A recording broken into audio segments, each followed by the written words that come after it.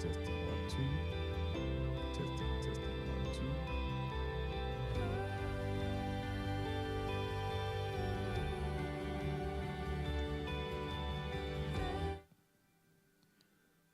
Testing 1 2.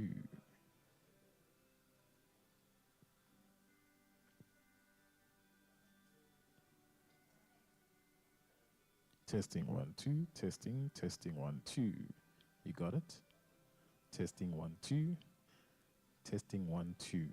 Testing 1 2. Testing 1 2. Testing 1 2. Testing 1 2. Testing 1 2. Testing 1 2.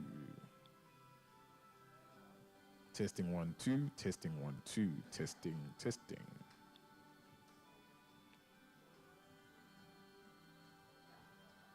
Testing 1 2. Testing 1 2 3 4 5. Good. Next one. Okay. But also, okay. But I was gonna say that why don't you keep it up like on a moderate level for those who might be speaking louder, so that it doesn't distort.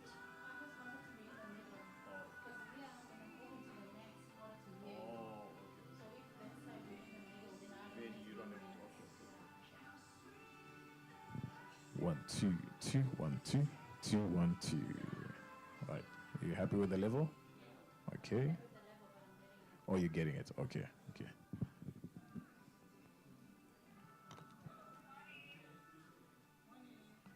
1 2 2 1 2. 1 2 2 1 2. 1 2 2 1 2. 1 2 2 1 2. Okay.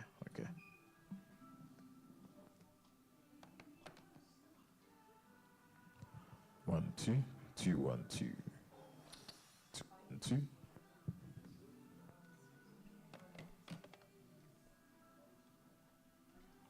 1 2 2 1 2. Testing 1 2.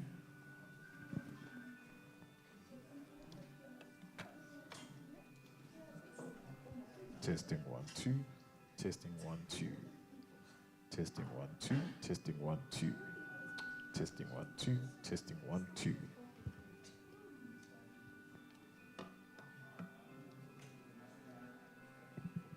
Testing 1 2. Testing 1 2. Testing 1 2. Testing 1 2.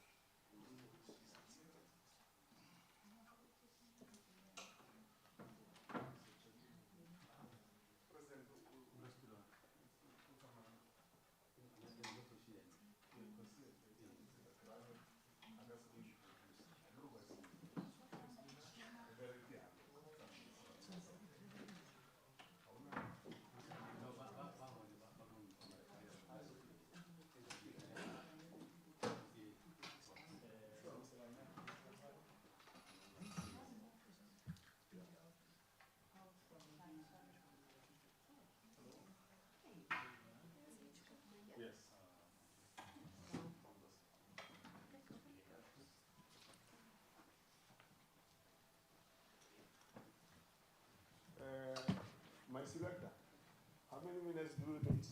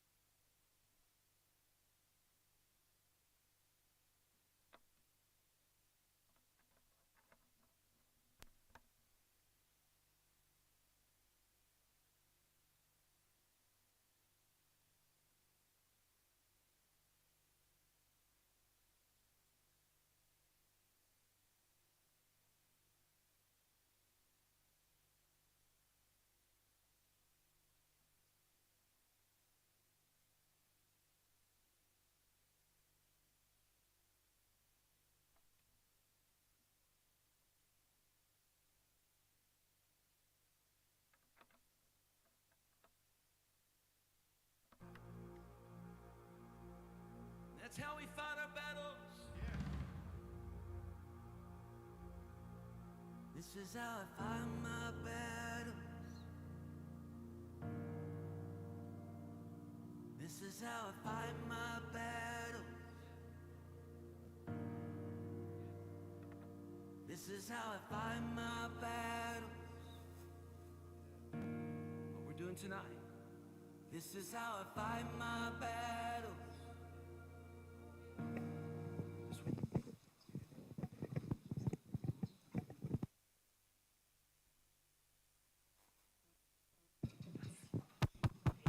Okay, now it's okay now.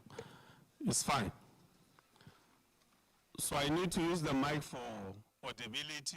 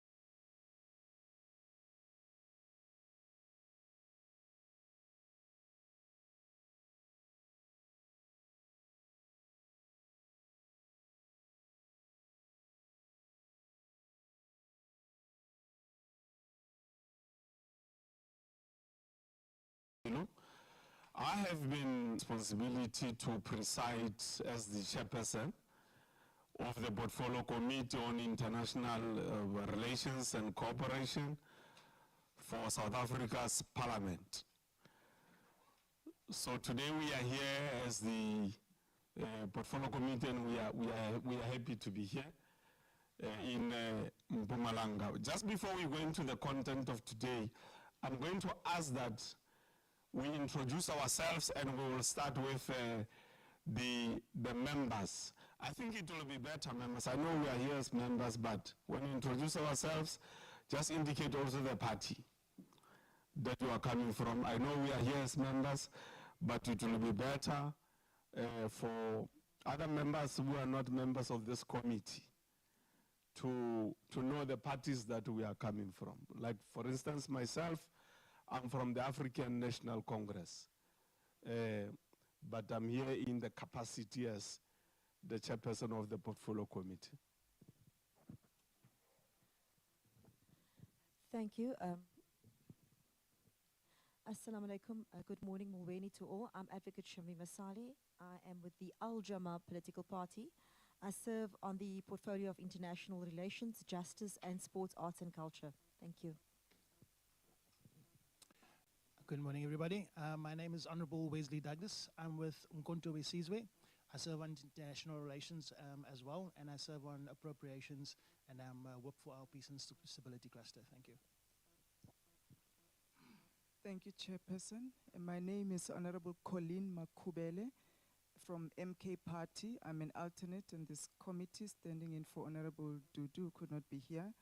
I serve also in the Committee of Communications and Digital Technologies, and I'm also the Whip of Communications for MK Party. Thank you.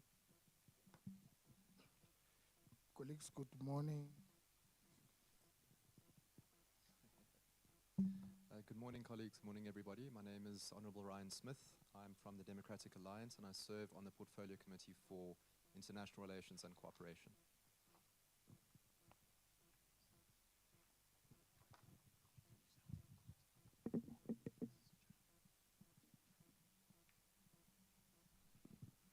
Good morning, everyone. My name is Honorable Moela Mogodu Samuel, serving in the Portfolio Committee of Police, Correctional Service, and subsequently this one of International Relations. I'm from the African National Congress. Thank you very much.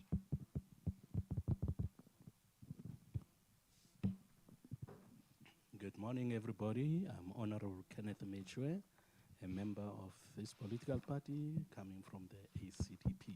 Thank you. Good morning, Chairperson and everyone in the meeting. My name is Honorable Nkosi Daniel. I'm the member of the provincial legislature in this province, Mpumalanga. I'm from the African National Congress. I'm the chairperson for the Portfolio Committee for Coxstar and also the Deputy Chief Whip of the majority party in the province. Thank you.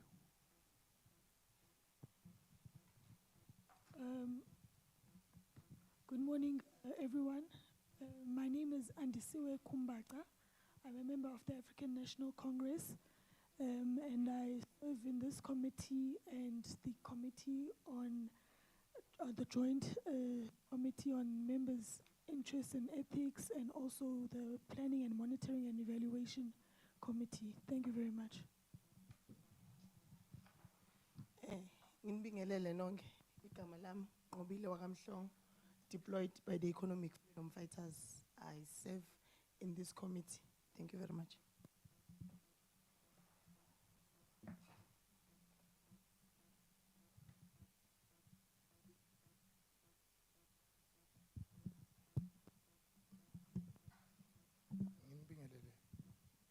Colleagues, representative from the government.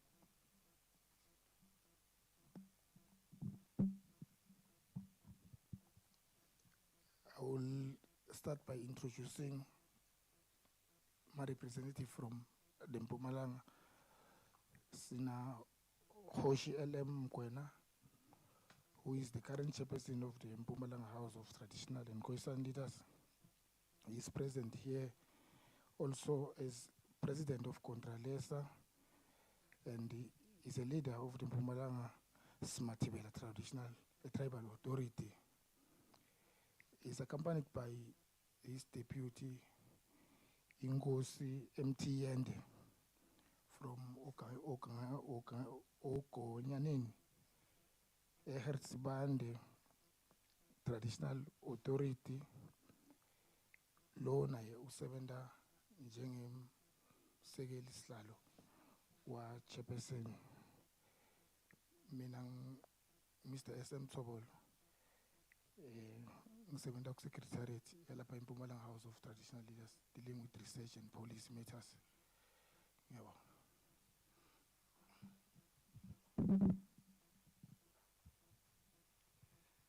Good morning. Good morning, leadership members, partners. I'm Elred Simon.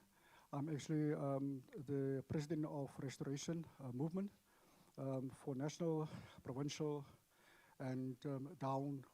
And I'm actually the person itself, let's say, that start with this beginning of this launch. And we hope see that we will have a successful outcome. Thank you. Bye.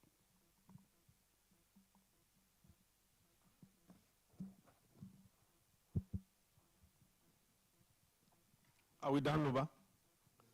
Okay, the rest of the people who are here, honorable members and our guests, it is the staff.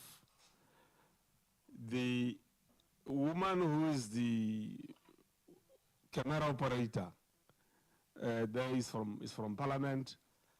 So she's the one who makes sure that all the social media platforms, as we speak here, there's a live transmission of the proceedings of this meeting. So we have taken Parliament here. So Parliament is live on those particular platforms. She's responsible for that. We've got those who are from the committee at the back there. They are part of us here today, so that we just know who is here. And our selector at the back there,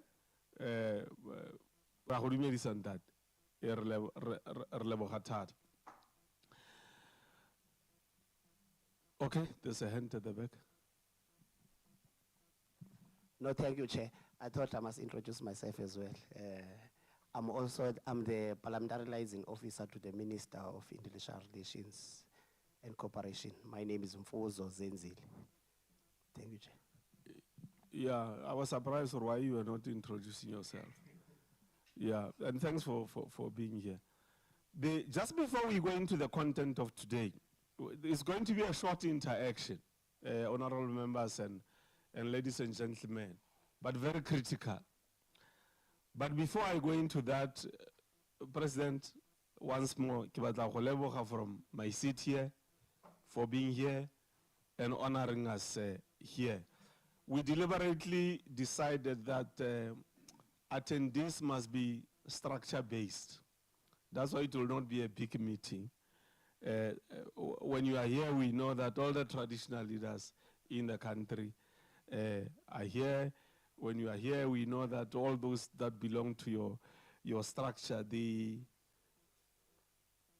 restorative movement are here. The legislature is here. We have invited Salga to be here to represent the local government sector. We don't have the apology.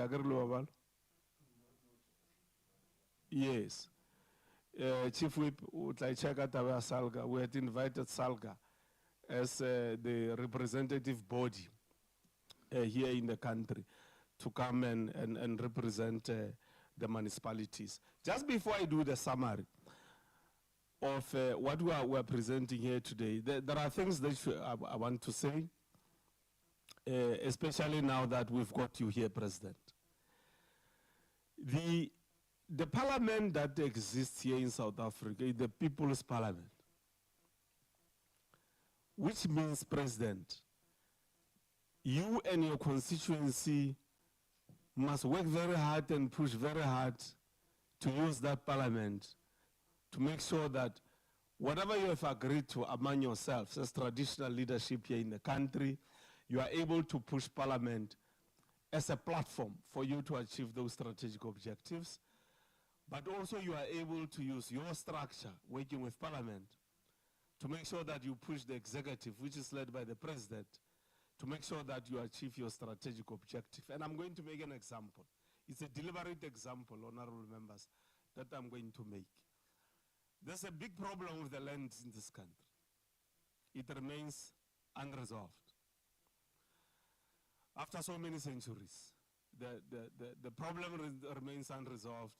Interestingly, the new president of the US has also come into the picture in as far as the issue of land in South Africa is concerned.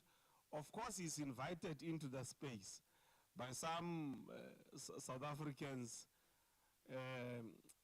I think those South Africans needed some degree of recognition, relevance, and publicity, but they exercised their democratic right to speak to whoever in the world as non-state actors. So this issue of land, one of the things that I think should happen to South Africa is that the rightful people by history and by background, the time must come where you are going to lead this matter. Because we are elected. You are not elected. So we come and go. And the land here in South Africa was taken by colonialists. They were targeting three things when they arrived here. It was the land, it was livestock, it was the culture of our people. These three things has been dealt with by our colonialists. That's why even today here, I speak English, which is a colonial language, and we are forced to speak English here. So it was the culture, the livestock, and the land. We've done a little bit on the culture, especially around languages and so on. All languages are now recognized equally in terms of the constitution. We are not going to get back that livestock which was taken until today. But what is worse is the land. There was a vote in parliament which did not succeed. because we needed 2/3 to make sure that Section 25 is amended, and we couldn't get the necessary numbers to amend the Constitution. Now, Parliament, through various committees, you have an opportunity, for instance, as our leaders, to say to Parliament, as the Khosi, we are going to embark on a process to lobby Parliament that there must be a referendum in South Africa. There must be a referendum in South Africa to once and for all close the matter of the land. I'm just giving you one example of the opportunity you have as our leaders within the traditional leadership space, and you push for the referendum. We are a democratic organization. We are a democratic parliament. So you push for the referendum, and the people of South Africa can go vote on whatever day that will be agreed to, and the issue of land will be closed. Then from there we can talk development, because land was brutally taken away from our people. Then South Africa can focus more on development. So I'm just making one example where, as traditional leaders, you can push Parliament to make sure that you resolve many of your issues, including the land. The other matter, which I think as traditional leaders you might have one day to consider. There are three arms of the state in this Republic of South Africa. It's the judiciary, which is led by Chief Justice. You've got the executive led by the President, and Parliament ourselves, who are led by the Speaker. It will do no harm if traditional leaders, in my view, can say, Parliament, we want to engage you before colonialism happens in this country.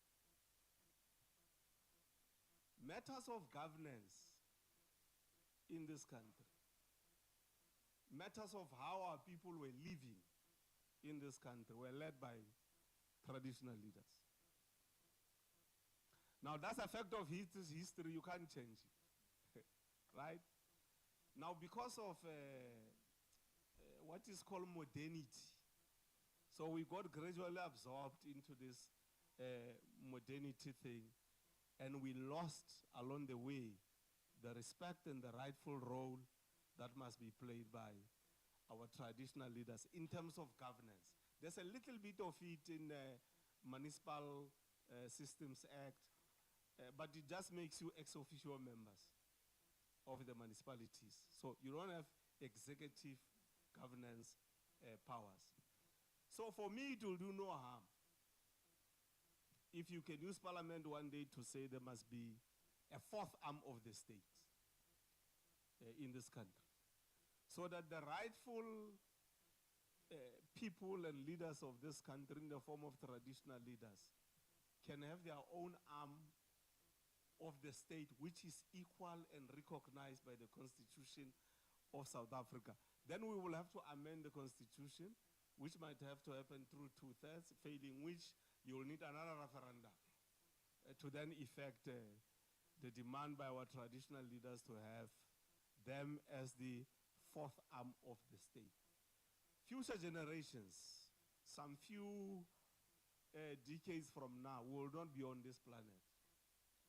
So future generations will inherit from us, President, this efforts that will have tried to try and restore what was there before colonialism was brought to South Africa. This is what I wanted to say, just as a preliminary thing. I'm taking an advantage that you are here. I grew up in a village, so I know how is it to be led by a traditional leadership. Before we were introduced to governance, which was brought by colonialism and apartheid, we were led in our villages by traditional leaders. There was respect, there was authority, there was discipline, there was development. You can look at people who are able to live beyond 90. Most of those people are in the villages. Yeah, they're in the villages. Now, The reason why they are able to do that is because through indigenous knowledge systems, they know what to eat, what to drink, what to do, and what not to do using natural vegetation. That is why they are able to live longer in the rural area. So I just thought, Khosi, I must take advantage you are here as the president and present those. They are not from the committee. They are from Suprama Umapelu, who is a member of parliament. It's something which is very deep-rooted in my heart, in my system, as an African here, that those two things, we can forget. I mean, if you go to the UK, you know, the Queen and the King are highly, highly, highly respected.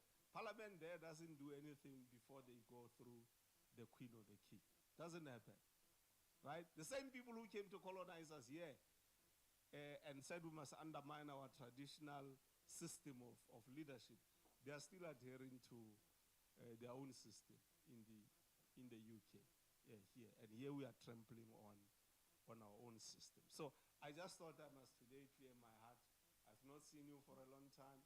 I've been wanting to say this to you, and I don't want to say it in private, some confidentially and so on.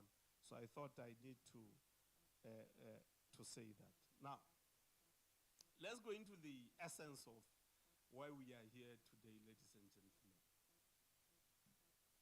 As you know, Parliament has got a responsibility in terms of the Constitution of the Republic of South Africa to do oversight on the other arm of the state. That arm of the state is called the executive arm of the state.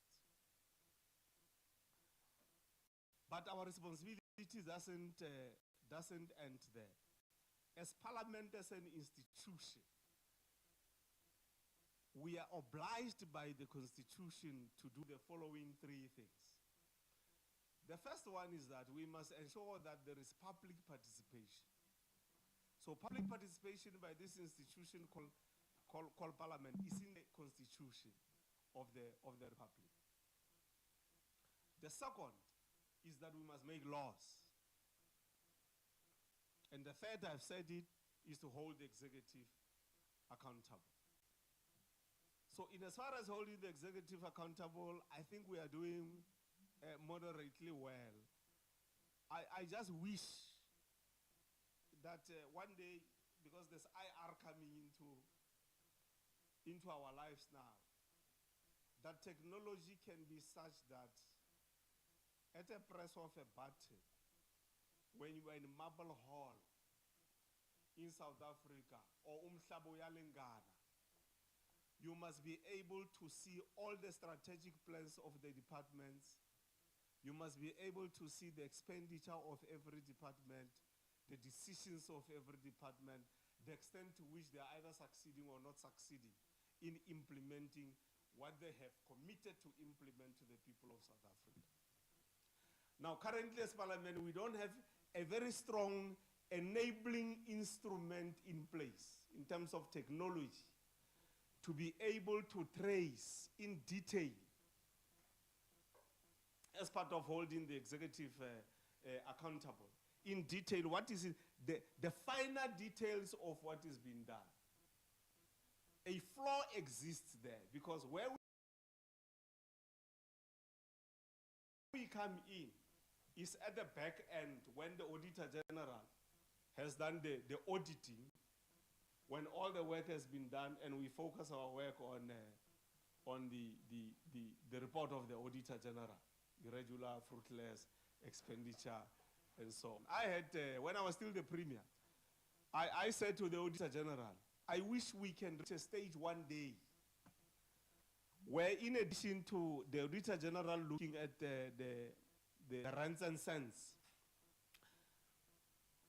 policy will allow for the Auditor General to look at the extent to which policy implementation and programs of government is impacting positively on the life of the people, so that When the Auditor General comes to your legislature, Chief Whip, to report, Auditor General must be able to give the rents and the cents, but also be able to give you impact assessment report. But at the same time, your legislation in Parliament must have a tool that can be able to do their own independent impact assessment report.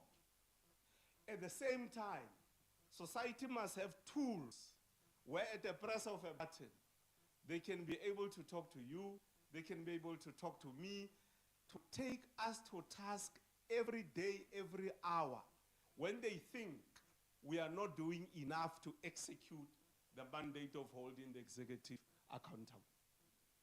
So we are not there yet. We are not there yet. I mean, we must follow a program in government where committees must have meetings. You have to follow the protocol. You have to follow the annual report, which is 1, right? And then there's quarterly reports, which is 4. So it's 4 plus 1 is 5 in a year. So basically what the president is getting, and this is what I used to say to the MECs, basically what you get if you are a president and a premier, if you follow policy strictly, you are getting 5 reports per year. Because according to the Public Finance Management Act, you need the annual report, then you need the quarterly reports. When you have done that, you have complied, you get 100%. When actually what we should be doing is on an hourly basis for us to be able to know what is happening in the country and for us to be able to trace what is happening in the country. Parliament doesn't even as yet have an IT system to do Parliament resolutions tracking for the resolutions that we take from time to time. So it means what we are left with is mechanisms like the ones that we are going to introduce here today. So that is the side of holding the executive accountable. There's a paper I'm writing which I will bring to the committee one day. The paper suggests that in South Africa, when we say we are holding the executive accountable, but it's done by the people, one day the constitution must be able to give the people the power to remove people, to remove public representatives. Because we've got the power to elect, right? So when you have the power to elect, you must also have the power to recall. You must have the power to remove as the people. Now, that power is not there currently in the that's future generations, yourself, Comrade Kumbaka. Future generations, IR, and so on.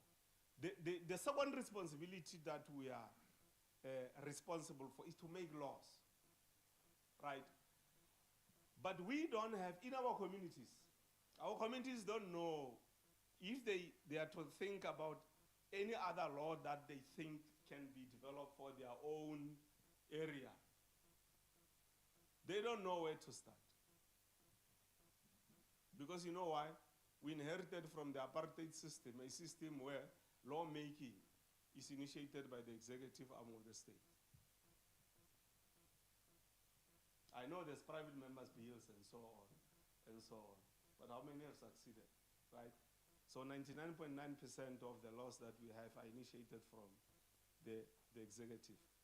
When actually, if I'm sitting in Umhlabuyalenga or in Pizidi Suleja, I must be able, at the press of a button, or fill up a form, which must be given to every household to say, Parliament will, on a monthly basis, collect forms that it has distributed to every household in lawmaking, collect all of them, every household throughout South Africa. Because we don't have technology yet. We must use the forms. Collect all of them. Then in Parliament, we must have the staff that will process all these proposals, the legal people, and say, and then go to the Speaker and say to the Speaker, through the relevant committees, the communities are suggesting the following laws. We are not there yet, right? So it's some of the things that we will have to think about, which this platform model we are going to introduce as IR will give a little bit of an opportunity to our people to do this that I'm talking about here. So we are executive dominated and executive led in the Republic of South Africa. So that is unfortunately what is happening here in South Africa. The other thing that we must improve, in my view, which must strengthen oversight on the executive, is who holds us parliament now, not the executive, accountable. Us, to say, Honorable Meshwe, you are supposed to be doing this as a parliamentarian. We think you are doing it very well, or we think you are not doing it very well. So we don't have a system yet where members of the public can hold us as public representatives, as parliament now, parliamentarians, to hold us accountable. People have a very little say. It's only a few brave people who can write and go to court and force you to do something as a member, but they don't have the capital to do that. So part of transitioning to 30 years, in my view, part of extending the hand of holding people accountable must include some of these things. That's lawmaking and holding people accountable. Now let's come to public participation. And this is a gist of what we have developed as the committee. International relations, when you look at it, ladies and gentlemen, how Parliament has been doing it, including the executive, PLO, where you come from, DERCO. For the last 30 years, our focus has been mainly on the following. One, it's universities.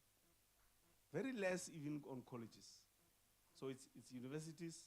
Secondly, our focus is on these institutions, which are independent institutions, which are NGOs, right? So it is those institutions which are called think tanks. That's where you have professors and doctors and all those things who are highly intellectual to interact with matters of international relations. The third is the cohort of analysts.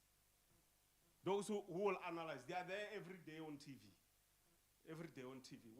If it's Trump and Rasul, they are there on TV doing analysis. And it is assumed that what they say is actually a mantra that represents South Africa, those analysts. It's assumed that there are some neutral creatures who don't have embedded views and positions. They are saying the experts have said the following, you know, and we say, no, we follow what the experts are doing.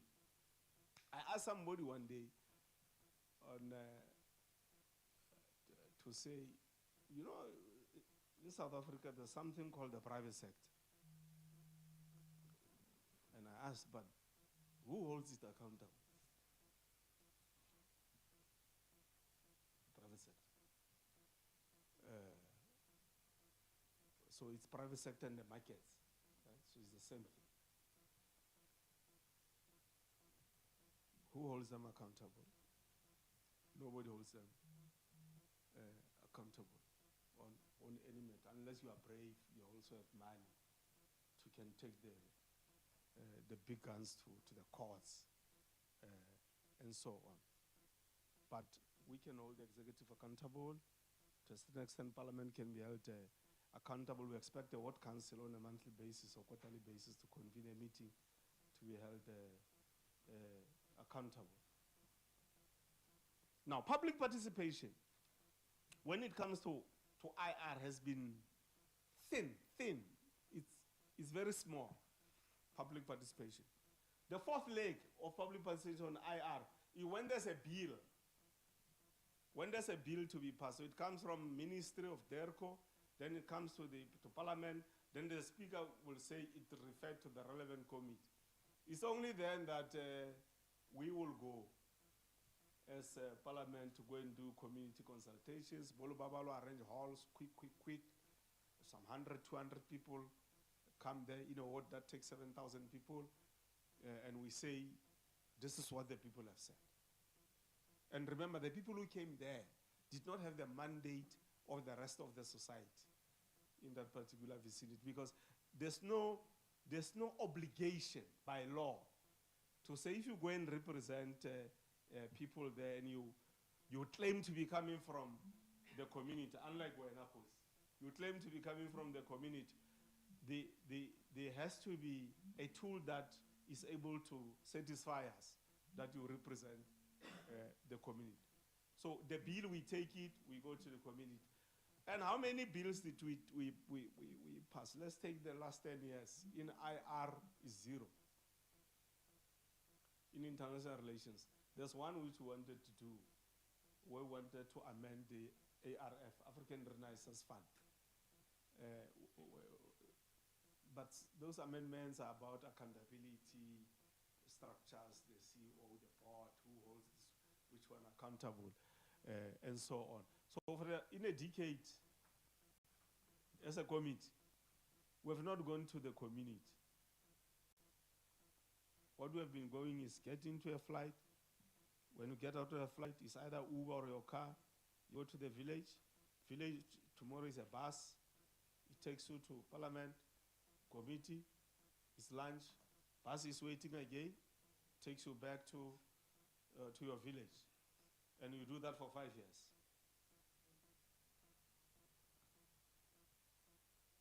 So most of our time is consumed in committee meetings. It's consumed there. We're not spending most of our time with the community. So towards the elections, we reappear.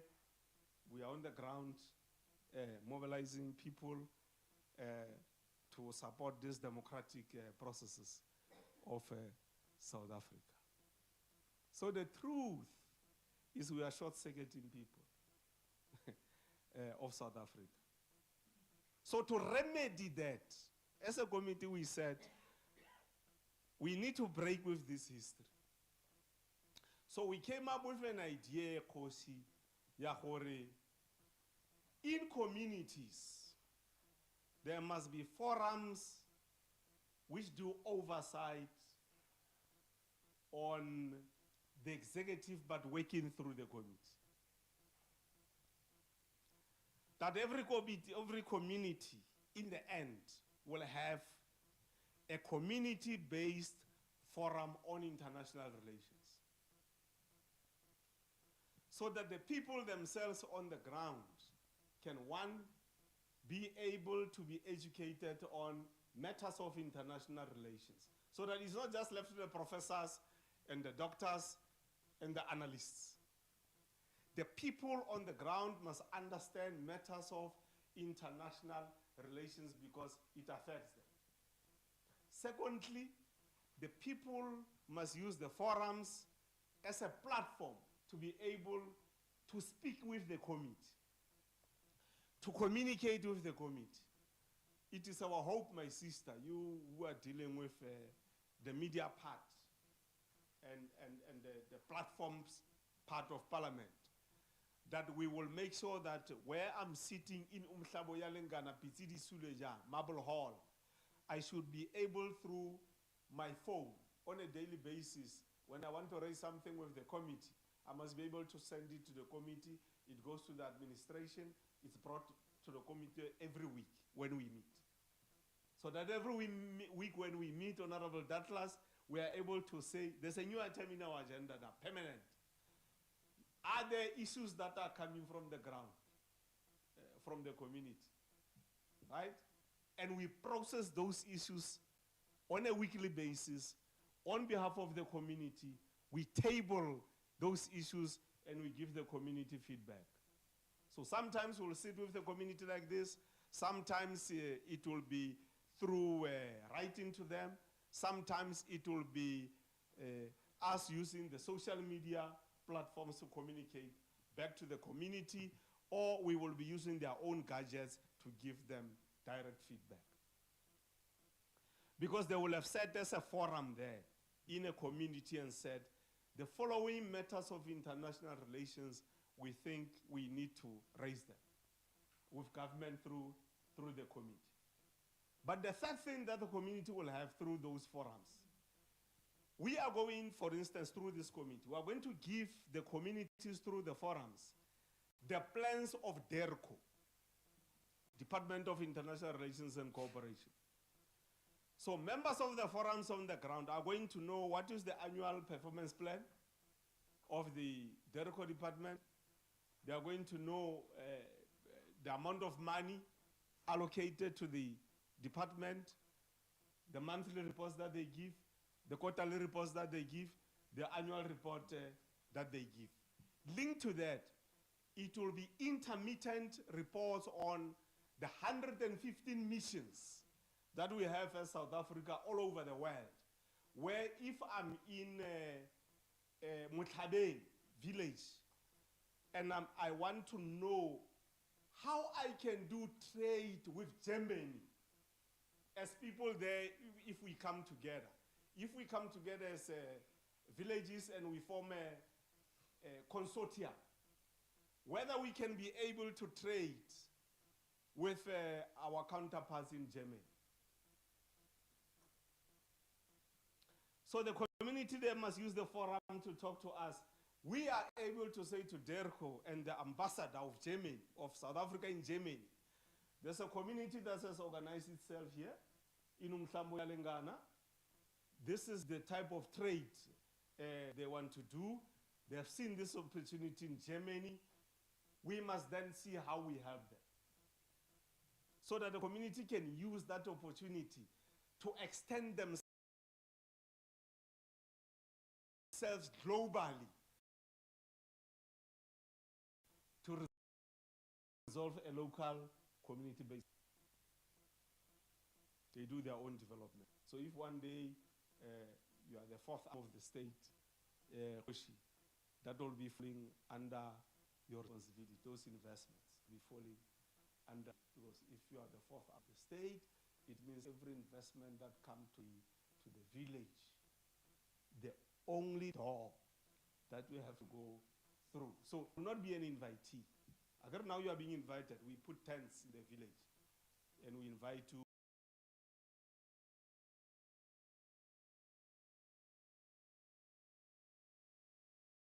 We bring VIP toilets and so on. We invite you there. You will not be an invitee at stage. I'm just talking passive, right?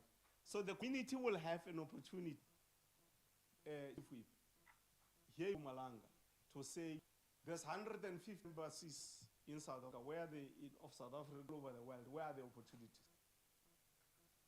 We as the port committee will say to DERCO, you bring those opportunities as we expose the opportunity to the community, and through your own portal as DERCO, through your own portal, you must make sure that people can access the ambassadors, the consulate generals.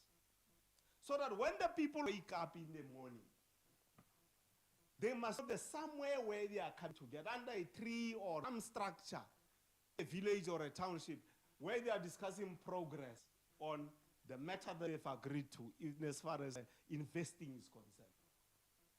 So they are bringing their cattle together, they want to export it, they must be assisted. The sheep, the goats, the milk, the eggs, whatever they do, whatever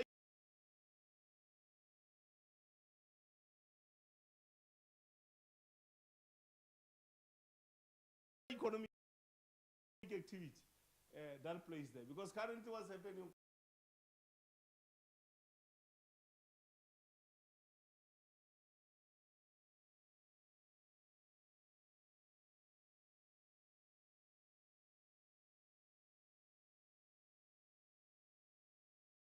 heart will pain when red parents could not understand this white man who's running the auction quickly, speaking very good, and people raise up hand, don't see what they said.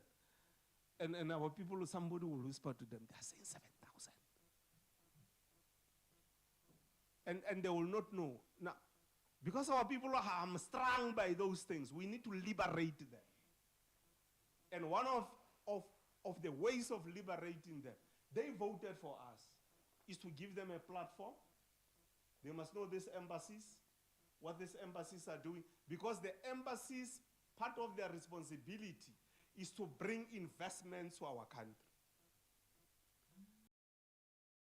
So as a portfolio committee will be able to say, Honorable Mhlongo, when we do our report at the end, we will be able to say, as the portfolio committee, we assisted so many communities to link up with embassies. This is how it has changed their lives on the ground. So that our people don't just depend on the fiscus from Honorable Godongwan. We don't know what's going to happen to the budget. Right? Because there's something beyond the budget that they can do because they are producers. Right? Of course, we will work with other committees when we reach that stage, like DTIC and so on, because committees have to collaborate.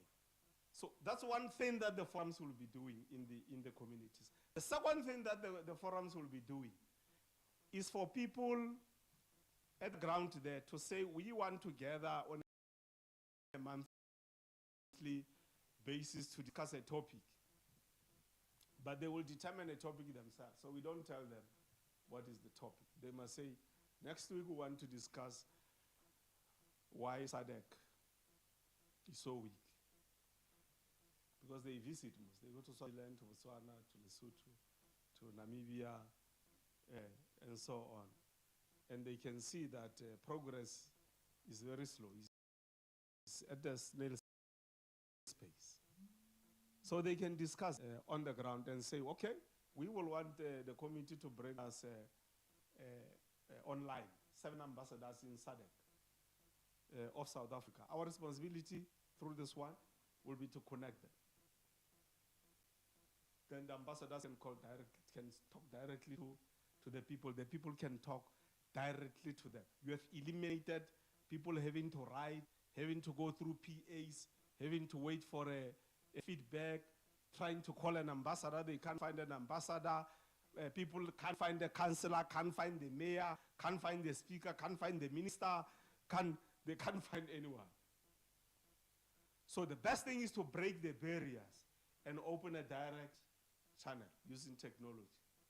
So our people from an IR perspective will be able to talk to the ambassadors directly, because the ambassador will be able to either do a seminar, present directly, dialogue, or whatever, based on what people will have suggested. Then people there can be able to feel and be able to know what these ambassadors in SADC are doing to drive the people's agenda here in South Africa. So people can do that. Thirdly,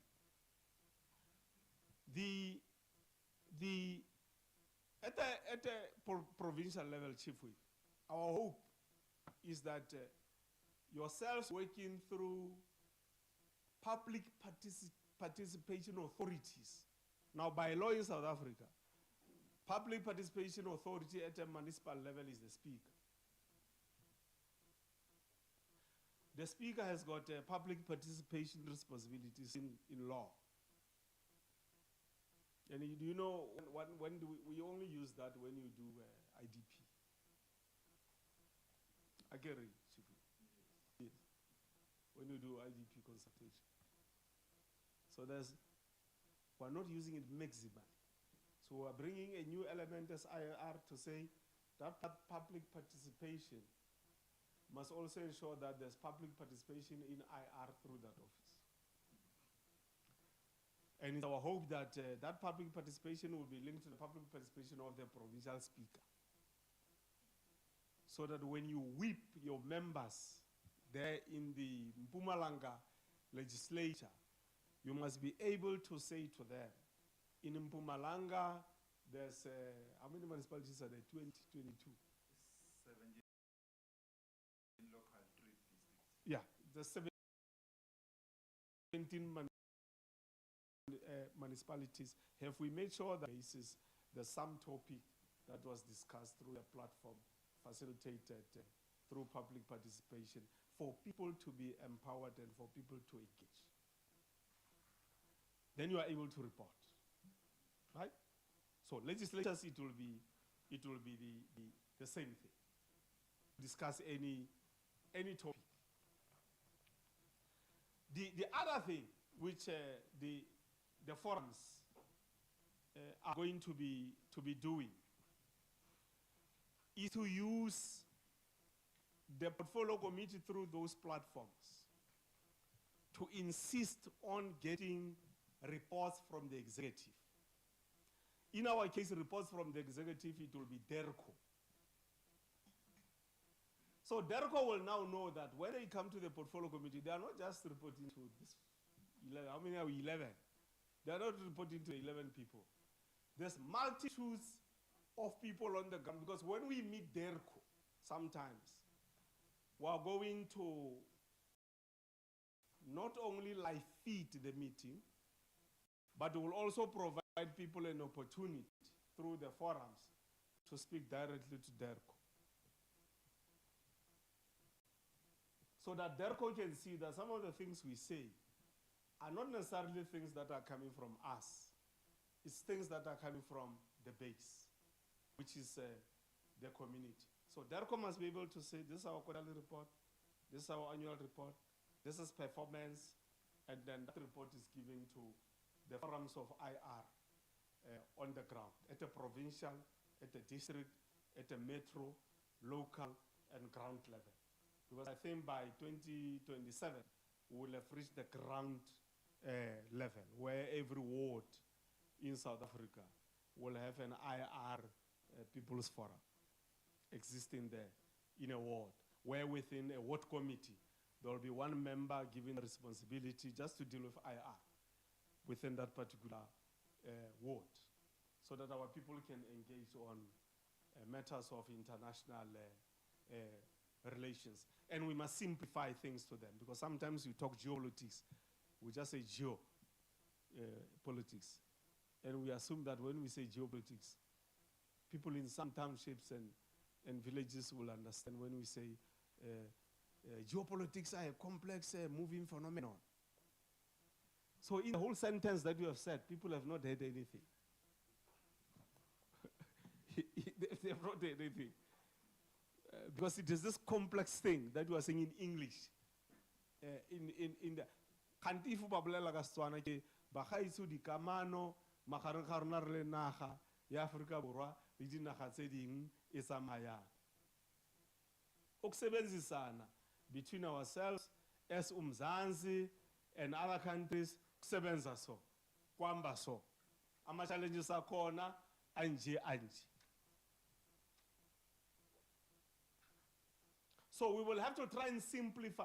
Our responsibility is to move from complexity to simplicity in helping our people. So in the end, at the end, we will have launched these forums throughout the country. So we'll have 9 by the end of this year. We'll have 9.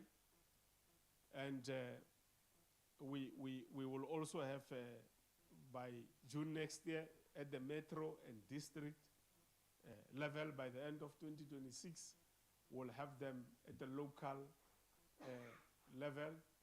And by the time we close the financial year of 2027, 2028, every ward in South Africa will have a forum that deals with matters of international relations. 5 years, 10 years later after that, our level of understanding of our people, their level of involvement, their level of knowledge, their level of awareness, their level of using that platforms to change their own lives. Because every day they'll be busy talking investment, where can they get the money, who can they partner with, and so on. They'll be busy with that.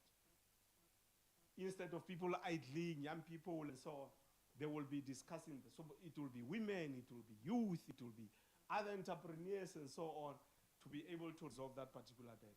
We hope, because there's one matter that you are grappling with as the Khosi throughout the country. It's a matter of tax shops, right, in the villages. Yes, it is there also in the townships, right? But in the villages it's different. Because in the villages, some of the foreign nationals who have come here, for instance, Others have got children for our local people. So Bomalume go Bangladesh. Bomalume go Pakistan. Right? Others, the businesses there used to belong to a local person. It's no longer in the hands of the local person. Others are involved in criminality. Either they sell whatever stuff that is expired there. They also sell illegally obtained goods in those tuck shops. And others sell drugs. Others in the tuck shops, they make the drugs. And because it's now you don't have an enabling law or policy for you to use to make sure that you preside and prevail over that situation that is on the ground. It's a very difficult situation. Those who have not been to villages, one day just visit a village, spend 3-4 days in a village there. One day I went to a village in Sitlagole, and the chief there, Kosi Poi, was saying to me, because I was asking, there were young kids who did not have hair on their shaven, 3-4 years. So I asked Kosi, but why are these young people clean shaven on their heads, Kosi? And Kosi says, no. What is happening here, Mahumapil, is that these kids, they are the kids that belong to some of our foreign nationals who came here. Now, because some of the families don't want society to know that these kids are actually born out of those arrangements, and so on, the hair is never there. So our people are forced to conceal some of the realities that are on the, I don't know for how long they are going to clean shave there. So we are facing a very difficult situation. So our hope is that these forums, when they are there in their villages, discussions can happen. And in the discussions that happen, of course, you can talk to us and you say, can you next month bring us the ambassador of Pakistan? There's a domination of Pakistanis here in my villages. Can we have a discussion? We can have that discussion, because there has to be accountability on those Pakistanis that are in that particular village. Either it's Bangladesh, Pakistani, or whatever. So that people can begin to use those discussions to correct some of the things that are on the ground there. And not hope that you can resolve everything through policy. You know the extent to which some of our police people are actually corrupted by some of the illegally based foreign nationals here. They actually service their lifestyles on a regular basis. So IPIT, working with other police, they arrest them all the time, working with the Hawks. But it's not abating. That matter is going on and on and on. So we hope that our people can discuss this phenomena on the ground and among themselves begin gradually to say, how do we deal with this phenomena and how do we resolve it in the context of international relations. As I'm saying, talking to those particular ambassadors. I've taken exactly 35 minutes. This is the end of my summary of the presentation. The administration assured me that everybody had received the presentation. It was emailed to everybody. That is why we don't have the hard copies presented here today. So I'm the chair and the presenter. At the same time, I'm told by Lubabalo that the chair, this is going to be your role. You will chair and you will be the presenter and you will also take the discussion. So it's time for discussion now, ladies and gentlemen, and thank you very much.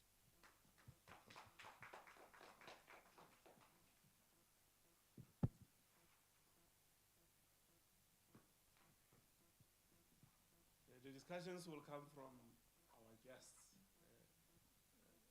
Unless members want to strengthen one point or two, that's still okay.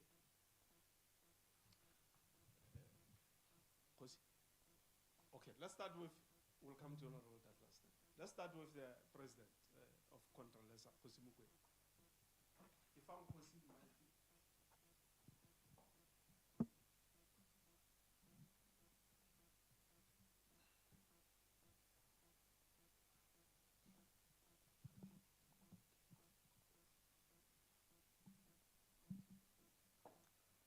Ke go leboge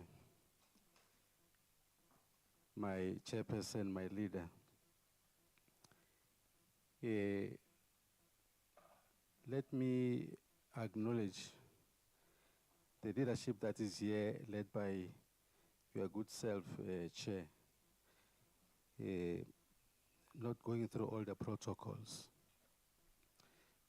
Firstly, Morenaka, want to, on behalf of traditional leaders in the province and in the country, to appreciate this opportunity where we are allowed also to air our views, especially when it comes to the theme, people-centered oversight mechanism.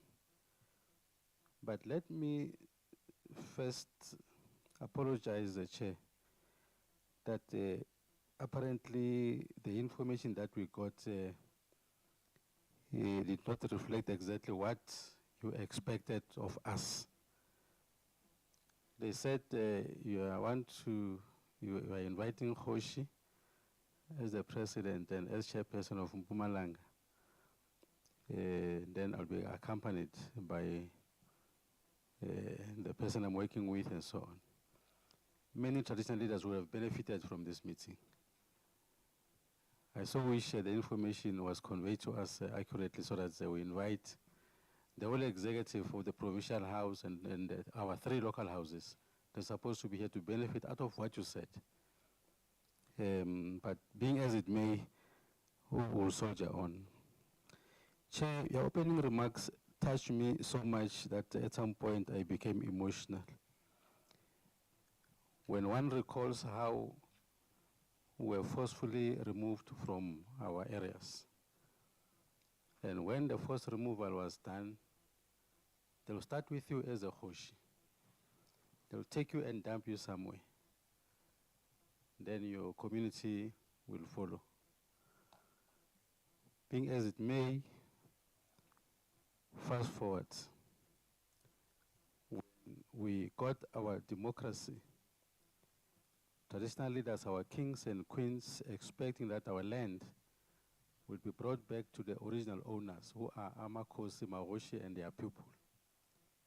There comes a legislation that created some structures called CPAs and trusts. Those structures were made specifically to prevent traditional leaders to get their land back. Our expectation as the royal leadership was that as this democratic government, which is pro-poor, among other things, will try to correct that mistake. But instead, we legislated those 2 structures, CPAs and trusts, so that Amakosi don't play a role. When you go and claim as a Khoshi, you are told that no, you are just one of the beneficiaries. There is a structure that must lead. That to us as Contralesa, as Amakosi, we feel it is unfair to the leadership, the original leadership of this country, indigenous leadership, being our kings and queens and Amakosi. Leadership, when we try to raise our voice complaining about this, unfortunately, some of our respected leaders, one of them, I won't mention his name, he said, the kings and queens and Amakosi are like village tin pot dictators, labeling us. We raised the matter with the powers that be, that this leader must apologize. We're still waiting for that. Those who have forgotten, I am saying we're called village tin pot dictators. And that as well is still a sore in our heart as traditional leadership, and we're not happy. Because that leader, we confronted him and even made the leadership aware in the country and even the ruling party. Unfortunately, they said, no, we'll talk to this person. But unfortunately, he did not apologize. As if that was not enough, another leader, Yena is not old, of course, he's still youngish. He said, I'm quoting him verbatim now, this country is not ready to be led by some unelected kings and queens or traditional leaders. That's what he said. And that was not long, it was a few months ago. We raised this matter again, and they said they will call him to order and they will ask him to publicly apologize. It did not happen. My leader, those are the things that will make us to be a bit uncomfortable in our own democratic government. There is this chapter 12 in our constitution, section 211 and 212. That talks of only recognition of traditional leaders. No functions, no powers, nothing. And here, as you rightly said, Comrade Supra, when we were still the premier in Northwest, we know how Amakosi benefited, Maroshi benefited during our time in the Northwest. And I don't know what's happening now. I was there last week in the opening of the provincial house. The rest is history. Now, you touch on a very critical issue when you talk of the people-centered oversight mechanism.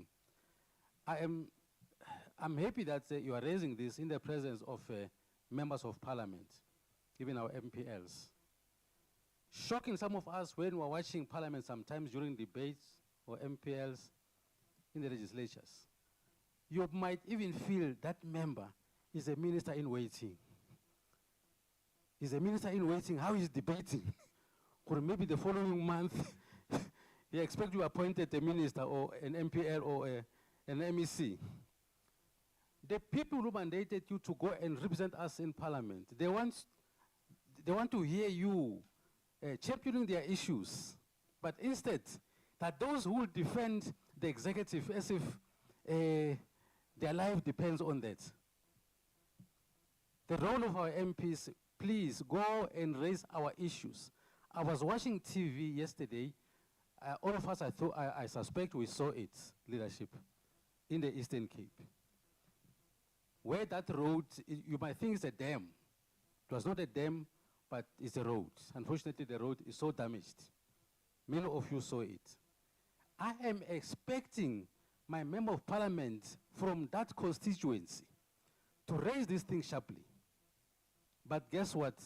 You might find that if this is raised, just for example, if it's raised by Colleen, they said, no, yeah, when you are championing the MK or whatever. If it's raised by Douglas, they'll say, no, because we are DA and so on.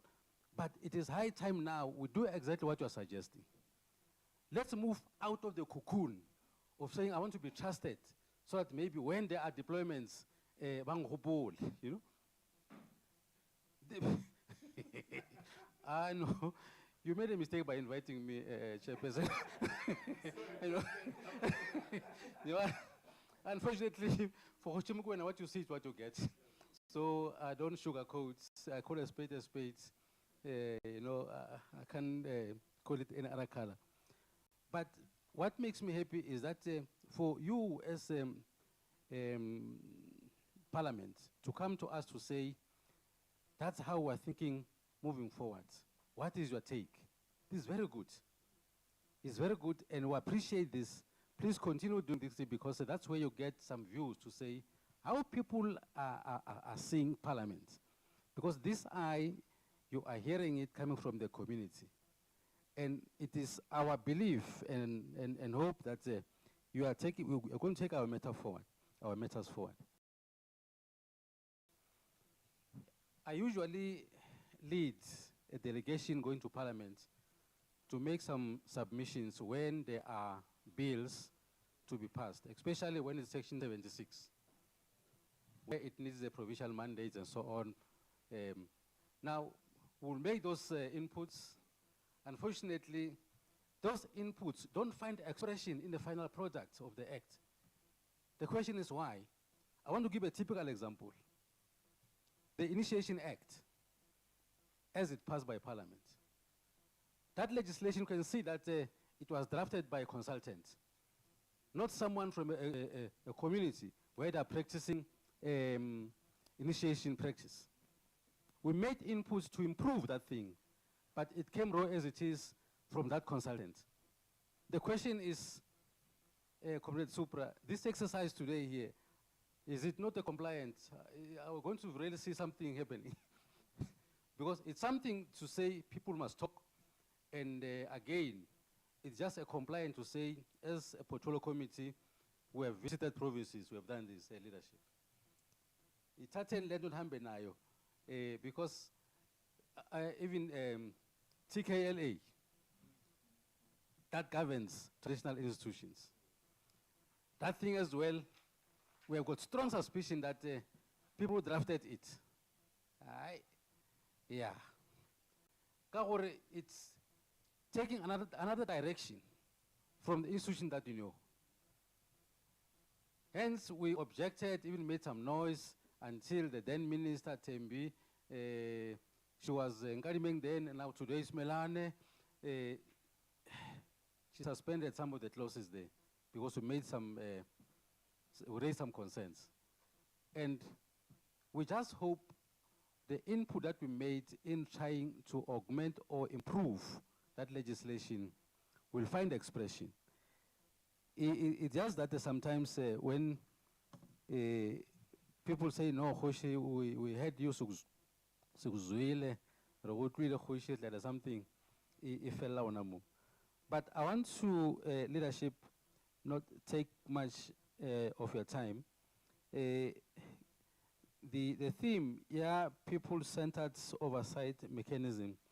If igapila, I'm telling you, will go somewhere.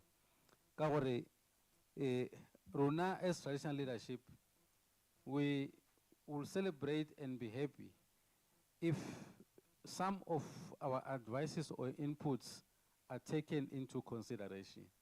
It will be a sad day if, for example, we go to Parliament, if there is a bill, we are invited to come there. When we go there, we'll do it, but at the same time, our inputs it will be gathering dust somewhere, not being considered.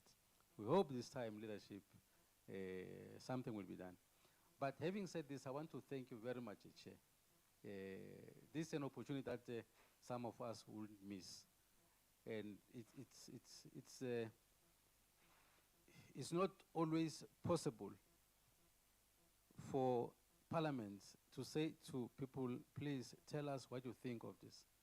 But Lena we want to thank you heartily. All MPs, regardless of your political organizations. But we're saying for respecting us and inviting us to come and make some inputs, we greatly appreciate it. Thank you very much, my leader.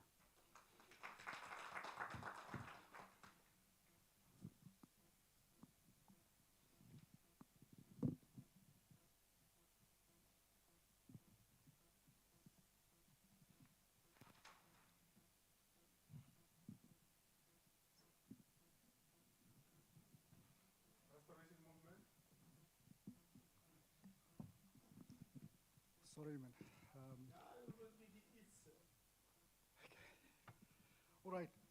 I just took some points and I listened everything what is presented so far. All right. And as you know, we see where restoration is coming from, because we are to restore and to help see where possible for our nation. All right. And I heard colleagues talking about the past and even yourself. That's why I'm saying it's very important that we come to the root to see where it went wrong. And when we dealt with the root is important, because if we not work out the root and see, listen here, to get the fruit out, because a farmer, when he farms, you see, he first work out the ground. And he puts some chemicals into that ground. You see, because he knows for a fact the fruit that he wants, you see, is what he must plant. So the thing is, we can't start, you see, start reaping, and we don't know, you see, what kind of fruit we will have. So we must go back to the ground. You see. So what you sow, that will you reap.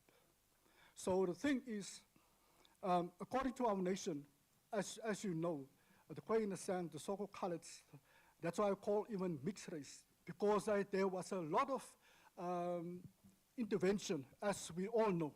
We're not going to speak about everything. We see that it's already been mentioned, everybody knows.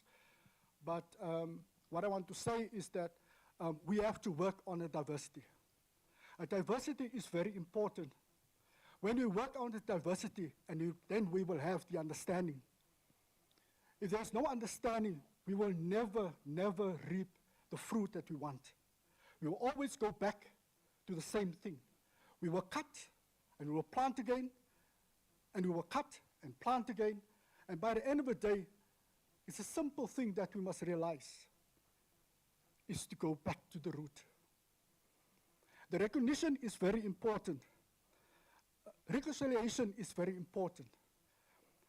But we start first by reconciliation, because that is where we start and get together, sit together, and say, right, we understand now. Now let us work around it. So that is very important, because yes, the past hurt. They said, you see, when you think about the past, it will hurt you, it will kill you, it will destroy you inside. But when you start to release and work out, see, from the root, and do a change, things will be better. Remember, we're dealing with the generation to generation. We're dealing with this current generation. We need to educate them. We need to lift them up. We need to let them understand where they're coming from and where are we going to. I understand what's in about the international relations. It is very important also, is that they say always charity begins at home. So when we start here, then we can go out there. But the thing is, when we go out there and the house is not sorted out, or there's no unity, it's not going to work at all. It's not going to work at all. And that is what we must understand. Doesn't matter, we can talk about different language, we can talk about a different aspect, you see, of make this thing work. You see, because this is the ground of to reap, but not the ground of the foundation. And that is what we must understand, right? That's why I'm represent, but I make a clear impact to say about diversity. Diversity means a lot of things in that word. And that's why we must try to work together and make it work. There's a lot of things I can say, but let us just leave with this for now. You see, in our heart, in our mind. Remember, because I'm only going to say is that our God that we serve in heaven, you see, is not a God, you see, that is discrimination. It's not a God that discriminates. It's not a God that brings division. It's a God, you see, to bring us all in unity. And that is a God we serve. That's why God said, you see, it's a colorful God. That means that you don't see a color, but you see the heart. And that is what we must work out. That is how we're working out. That is how restoration is moving. Because we say diversity with all race. And that is what we want. And that is how we move. And that's the only goal. You see, when you start here by the root, you will reap the other side. And that is important. Thank you very much.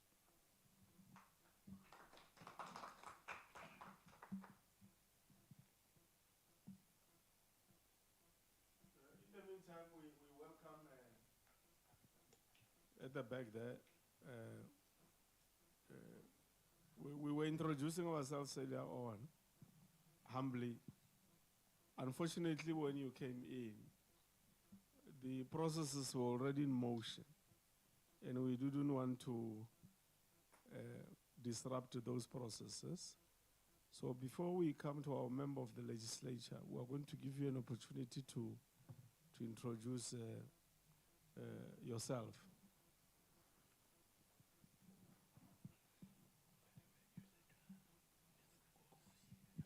Morning, comrade. Whether it's morning. I say good morning, comrade. Whether it's morning or midday now, I can say good morning, comrade.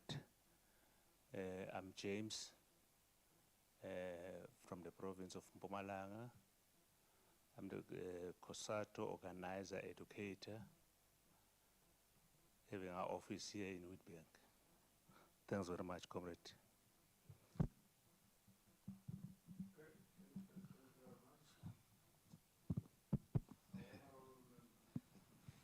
Yes, thank you very much, Chairperson. Greetings once again to all honorable members, COSI, the organized labor, and all protocol which is observed. Yes, Chairperson, we appreciate this opportunity of the portfolio committee coming down to Mpumalanga to launch this people-centered oversight mechanism. We have received your presentation through our emails, and we have read it. But as you were elaborating and unpacking it, it became clearer and clearer.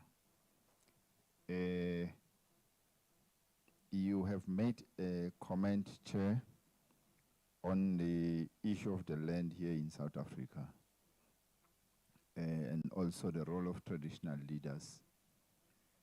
In my view, you are spot on. Some of these things affect, and we don't have to run away, because facts will always be stubborn even if you close your eyes. In other words, in one of the good days, we must arrive at a time that we have confronted this challenge and we have laid it to rest. So, and even the traditional leaders, the institution of the traditional leaders, it needs to be supported because it represents the indigenous way of doing things. Like we have said, the indigenous knowledge system of which the traditional leaders are a custodian of it. It may solve some of these problems that we're coming across today. You have also touched, when you were presenting, the issue of public participation in all the spheres of government, of course. The problem might look similar.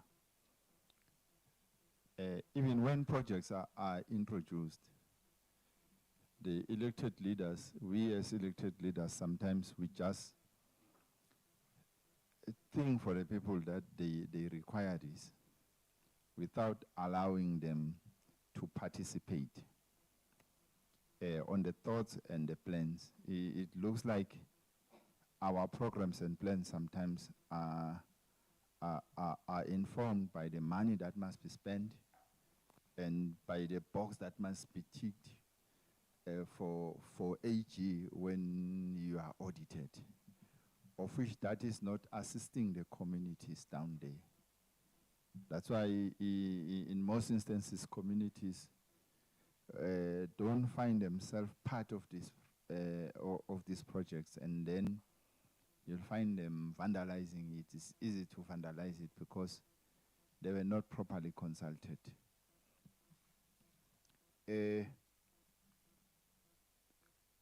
This mechanism that is being introduced today, it's going to enhance the issue of public participation. Remember, international relations is taken by the way in most instances, of which it is not supposed to be like that.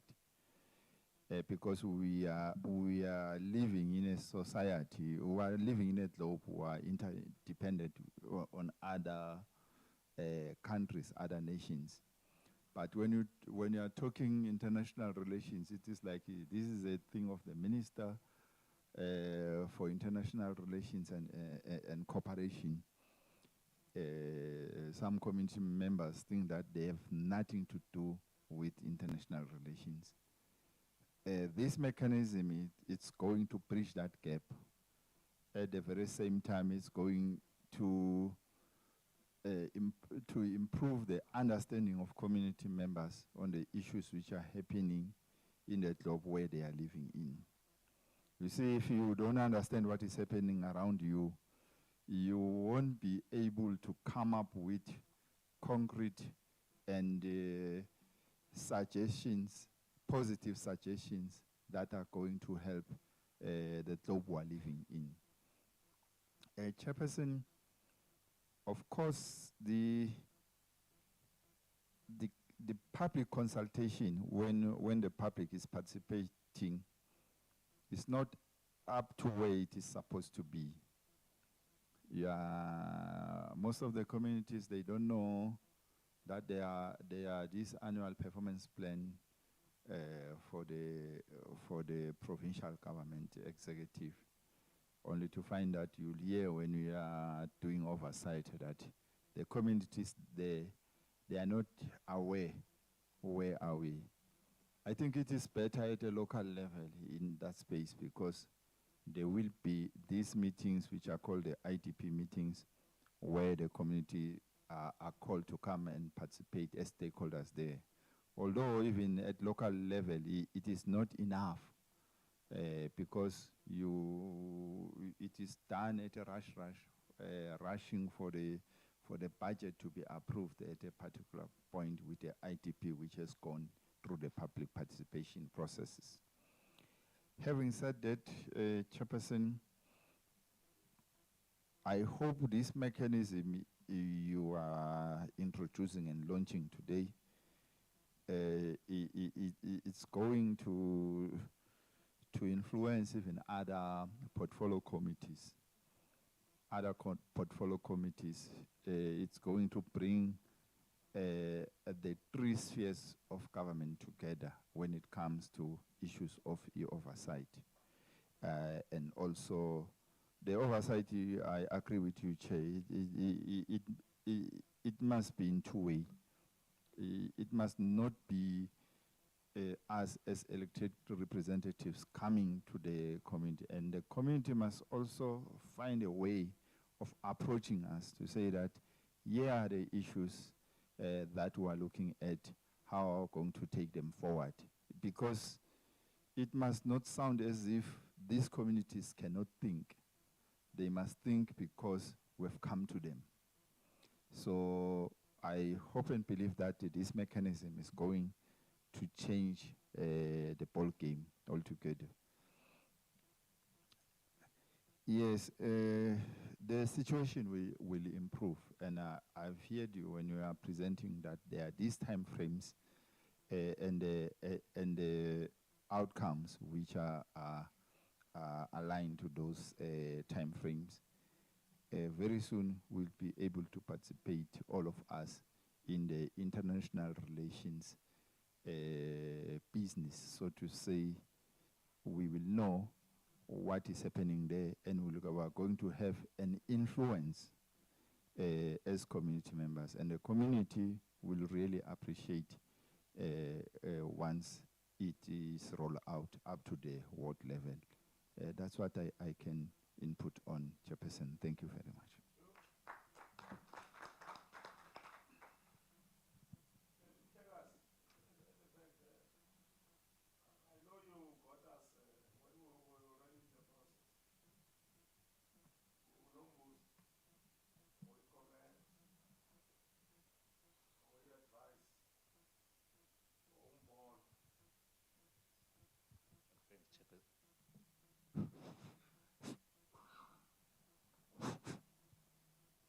Thanks, Chairperson. actually were happy to be part of this meeting today. As Kosato was standing to stand on for the workers, of which is difficult for us as workers to be able to stand unless we go to Netland. So this maybe is going to give us a plan of saying now we can start where the chief was saying, and everybody is seconding to do it. We have structures as COSATO that are all over the province that we need to take forward these issues, but we are failing because the platform is not there for us. If we go to the municipality, it seems as if we are fighting. Yet, as COSATO comrade, we are part and parcel of what's happening in our own land. And we do respect, that's why we won't speak too much, because we've got a chief today, of which for us we support him. Everything that has been said by the chief, it takes us on board. So that's why we are just going to be short and say in putting off the platform that we're going to be starting now, of which ourselves are going to be happy out of it, we're going to be happy because we respect the chiefs are from the areas of the chiefs and we're staying with the chiefs. Thanks very much.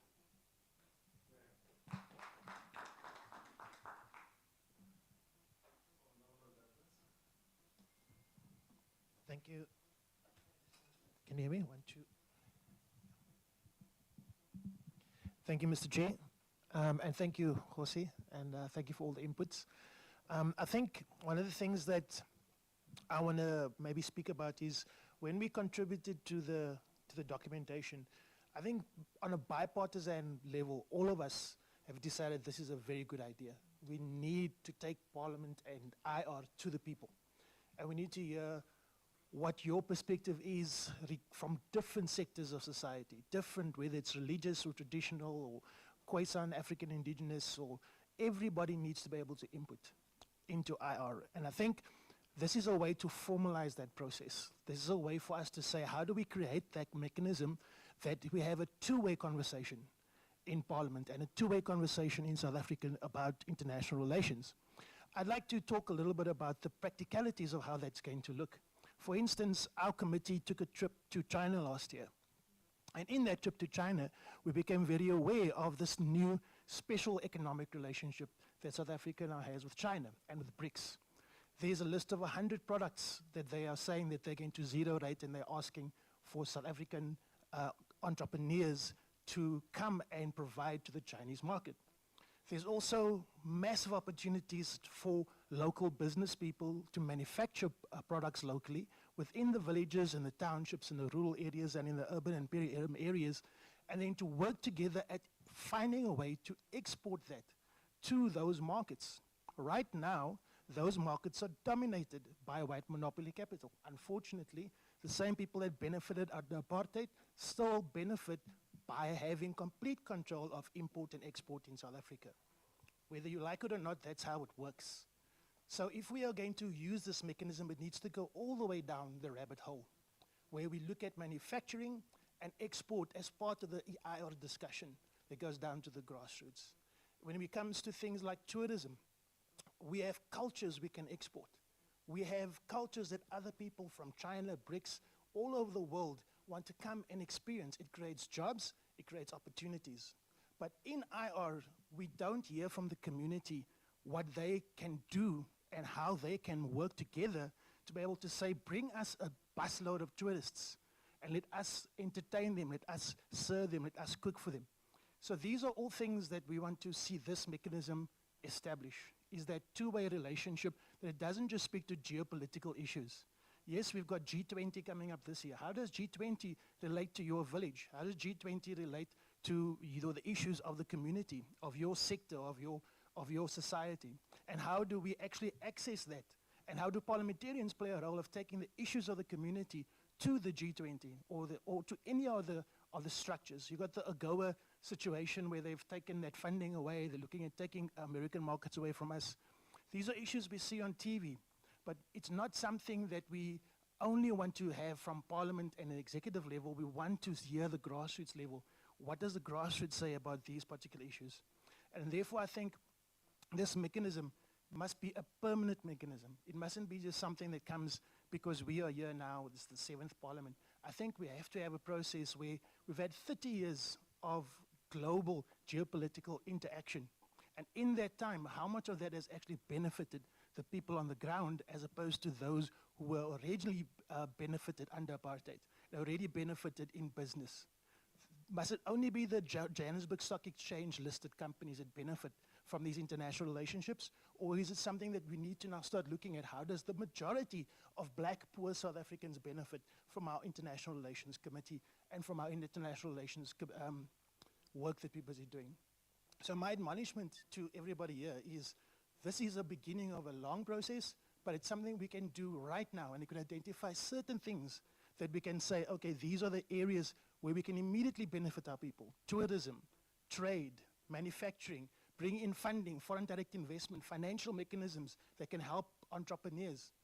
How do we actually give our people the tools that they can actually look at the world as a market and as an opportunity and as a place to go and for people to come, to see where we are and to be able to bring them and slot them into our community. So I just wanted to share that and say from the community side and from the committee side, we're working together to bring the community on board. And all the issues that was raised is very important, Jose, and all the other issues that was raised is very important as well. So we appreciate that and thank you for your time. Thank you. Any other member who wants to say? Honorable Smith?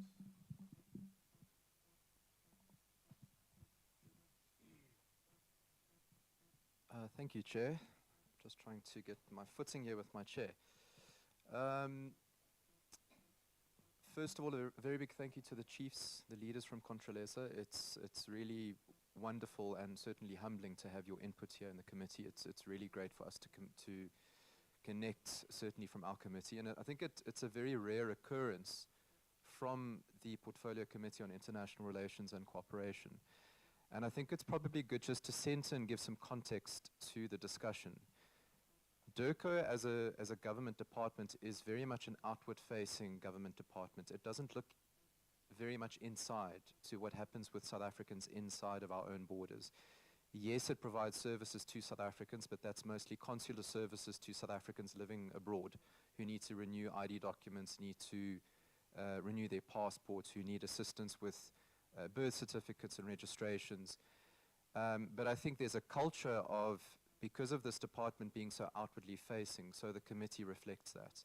And I think it's a welcome change to have a little bit of a more internal engagement in terms of foreign affairs with citizens of South Africa who live within our borders and who rightfully have a say in what happens in our foreign policy. Just to touch on that and something that the chair mentioned as well, you know, if you look at the legislation that governs this department, there are very few acts in comparison to other departments. You have the Diplomatic Immunities Act, you've got the Foreign Services Act, you've got the African Renaissance Fund Act, which oversees the only entity under DIRCO, which is the African Renaissance Fund. But you know, we're having discussions here about land and expropriation, for example. That doesn't fall under DIRCO. That is the responsibility in the ambit of the Department of Rural Development and Land Reform and the Department of Public Works. That's not to say that this discussion is not vital and important here, because we must remember that as much as DIRCO is an outward-facing department, it is the face of South Africa to the world.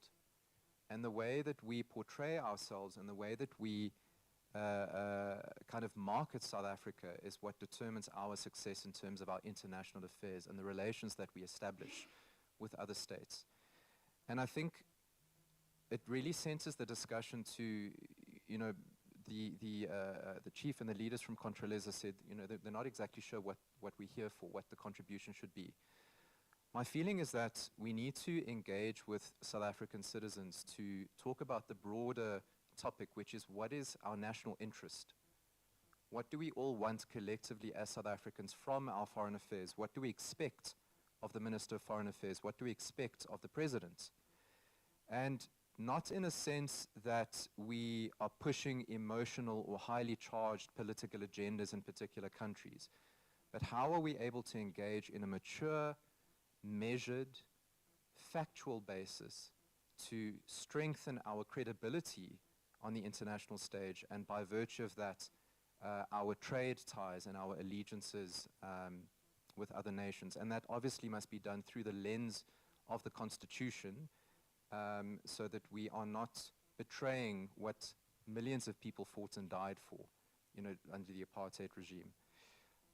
So I think that is the most important thing for us to get from these engagements, is what do people feel on the ground? And I'm not going to get into the merits of what's happening between South Africa and the United States of America at the moment, but I will say that there's almost a very useful unintended knock-on effect, is that suddenly people are talking about foreign affairs. Suddenly you speak to people and say, what's this AGOA? I read about it in the news. Or my radio station is now talking about the administration in the US, for example. And I think that sensitizing South Africans and ordinary citizens to foreign affairs is very important, because I don't think that we often make the connection between what happens abroad and how it directly affects citizens on the ground.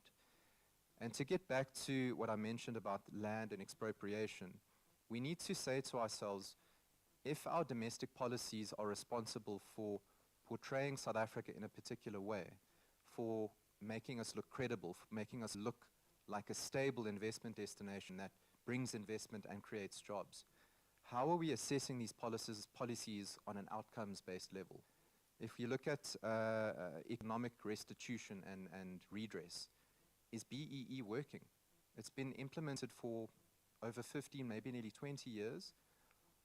Are South Africans poorer today than they were 20 years ago? If yes, how are we changing the legislation? How are we learning from things that are not working? How are we amending domestic legislation to give confidence to international investors in our country? And I think that should be a conversation, certainly where land and issues of that nature come into play with foreign affairs.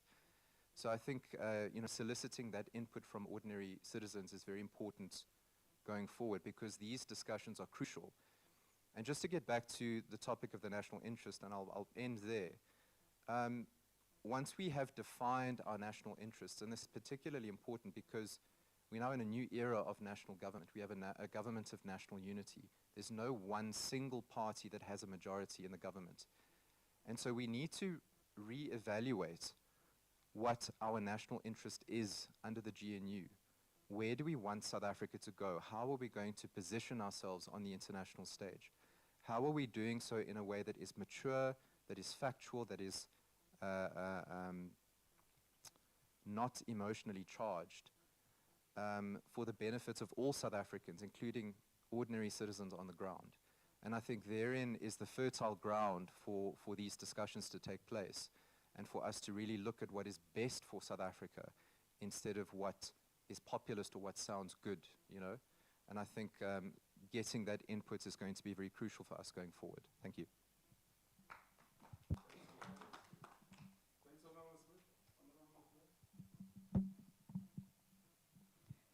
Thank you so much, Chairperson, and my greetings again to the traditional leaders and organized labor and all the protocols that have already been established. We observe them. Chair, I want to also add my thoughts and weight to what you've said in line with my colleague from MK. We really see this as a wonderful initiative, and I think it's long overdue. And it's just a pity, because our people have long been aware of international relations and they're involved with it on a daily basis, but they were not engaged properly to be able to know what it is that they're doing. It's our people that live with Pakistani every day, with Chinese every day, that must be able to live with Nigerians and Angolians every day in their community. And if we give them credit, they have been more tolerant than many governments, even our government, on foreign nationals, although not understanding that they are involved in diplomacy in their day-to-day interactions. And I think that we need to start commending them for it.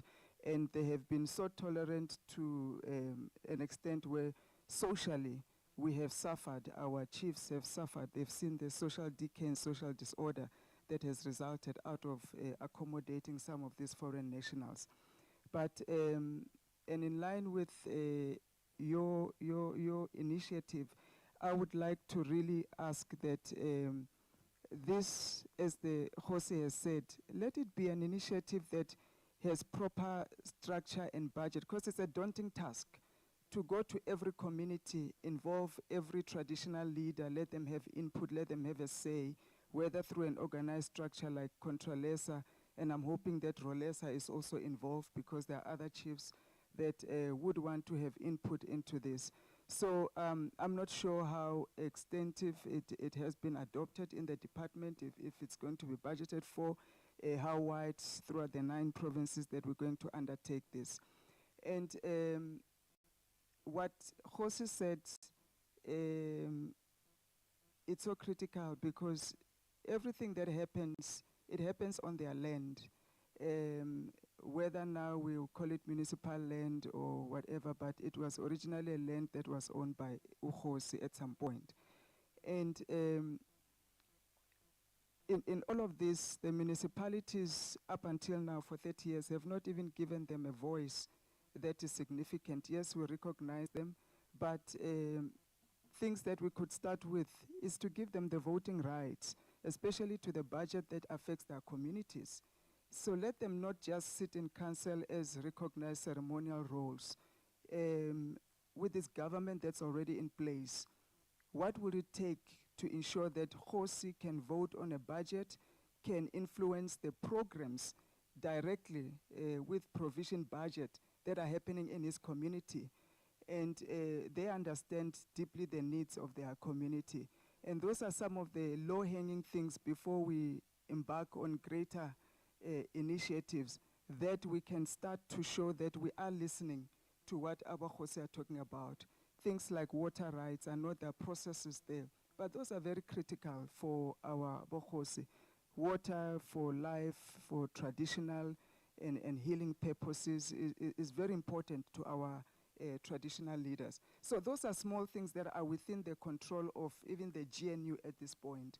And it will be very good to really give them progress to say, yes, we are going to embark on a new initiative to look at the broader international relations.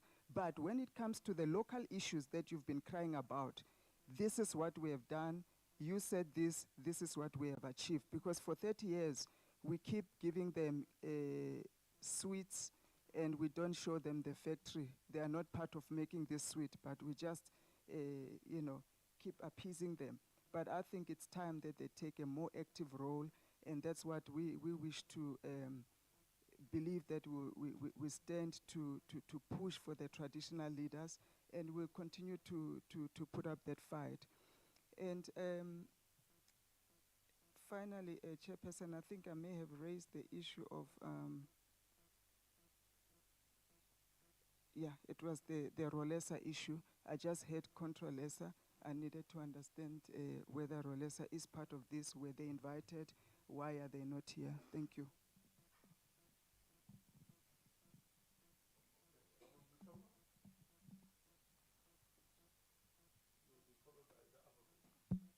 Okay, ngiyabonga Chair, ngibingelele futhi Khosi bakamkwena, ngibingelele ma colleagues, ngibingelele nonke lenikhona la. Chair, let me start here. You know, in your opening remarks, you said something which I think is very important, that the issue of the land question is now on an international stage, international debate. We see a country like US trying to interfere in the internal affairs of South Africa in bringing about the issue of the land question. Now, I would just like to say that we really need our traditional leaders to, when there's issues of international issues like this, to come to the party so we can hear their voice. What is their input when an important issue like this is on the table? It's up for debate. And also, I remember during the public participations, when there was public participation by Parliament on trying to amend Section 25 of the Constitution, it was very encouraging to see chiefs and izinduna and, traditional leaders generally coming to these participations to give their voice, to give their opinion and their views on what should happen in terms of amending Section 25. But also, at this point, it will be very important to get the voices of our traditional leaders on this issue, on how America is trying to interfere in the domestic affairs of this country. It's important that we all, generally South Africans, we speak in one voice to express our disdain towards the President of the US in him trying to interfere in domestic affairs of our country. And express that we will not allow a situation where we have the President and the country being bullied. Because by virtue of the President being bullied, all of us were just being bullied by another state. So it will be very interesting, to get the voice and the views of traditional leaders on this matter and hear what is their input. But also, Chair, I think it is important that, in whatever we do, it must be clear that it's not like the arrival of Jan van Riebeeck in 1652 made us to be a modernized society. There's Mpumalanga National Park. That proves that we're way ahead of our time. We're processing gold and manufacturing products long before, during the Iron Age, long before the arrival of any colonies in Africa. So it shouldn't be that we're maybe made to be modern with the arrival of settlers. It's not true. I think that must be clear. But also I want to say, Chair, we must take our participation or involvement of our society. Chair, I'm not a person of elite arrangement. I feel like the hotel is an elite arrangement. I will propose that, in future, we take, if we want to take South Africans to participate in issues of international relations, let's take these discussions to the villages which are right next to the border gates of this country. Those are the people who, on a daily basis, if you go to Mosina, on a daily basis, there's direct interaction with our African brothers and sisters who come from SADC. On a daily basis, if you go to Chepis Reef in Mpumalanga next to Libombo border post, there's a lot of Swazi nationals there. If you go to the different areas where there's border gates, let's go there and interact with our people and find how best they can participate on issues of international relations. Those are the people who can give their views, and we see how best we can, as government, how they can interact and come together to make what you were saying, the suggestions we're making, Chair, on establishing business, on taking their products and their services to the world. Because they have had a direct interaction with foreign nationals in their communities. They live with them, they do businesses with them, they buy from their shops, they generally live with them. So let's take this arrangement, participation, to those townships instead of elite environments like hotels and stuff like that, Chair. And then, there's businesses there in the border post, near the border post, that get to market South Africa, that get to attract tourists. Let's get the involvement of other departments to go with them. Department of Tourism, Trade and Industry. We have joint participation where we get people to participate in order to market South Africa. Because these tourist attraction areas that are found within or near the border post to enter South Africa, those are the people marketing South Africa. Those are the areas where anyone who enters South Africa through the land post, they are the first people to interact with South Africa. Let's have an opportunity to go to the international airports and also the border post to see how tourists are processed as they enter South Africa, how easy or how difficult it is for tourists and for people to trade, how easy or difficult it is for products to enter or to leave South Africa, so that we are then able to make proper suggestions and proposals on how best we can assist businesses who seek to trade in Africa and globally. Because we have seen it firsthand ourselves, how easy or difficult it is for a product and for movement of people to be processed at either the border post or at international airports. So that we are then able to, when we go to communities, to present the opportunities that they can get to have in the international, globally, on issues we have seen ourselves, on issues we have participated on. And Chair, I think maybe we must also have an opportunity where we get our ambassadors presenting to us the opportunities that are available for South Africans in those specific countries where we've sent them to represent South Africa. When we have ambassadors giving us reports on the work they do, they must give us a detailed report on these are the opportunities and these are the business opportunities, not only business opportunities, also issues of bursaries, learnerships. We know with Cuba, if you go to Cuba, South African students are able to go to Cuba to study medicine. So those are kind of reports that we must get, and then we take those reports, we direct them to the relevant communities, not only to institutions of higher learning, but also to high schools and to traditional leaders to say, these are opportunities. If you've got learners here who are doing matric, there's an opportunity for them to go and study medicine in Cuba. This is how you get the bursary. This is the application forms, so that we make issues of international relation to not be seen as if issues that don't directly involve South Africans who are here at home. It's just a matter of South Africans who are living abroad. So let's bring it closer to home, to our people, and get proper reports from our ambassadors. What are the opportunities there that we can get as South Africa, and how to leverage on those opportunities as South Africans? And yeah, I think I spoke about the issues of migration and the border post. And Chair, it's important also to not only do this, but lastly, to do, if you look at the Lesotho Highlands Water Project, it's important that we get our communities involved to understand that these projects, there's some services that South Africa gets to benefit from our neighbors. Because in the main, you'll find the media running propaganda that Africans who come to live in Africa, or the African states in SADC, they don't positively contribute to the growth and improvement of life of the people of South Africa. It's not true. Look at the Lesotho Highland Water Project, for example. So let's use that project to see how best we can leverage our relationship with Lesotho, because we get water. Majority of South Africans in Gauteng, they get water from Lesotho.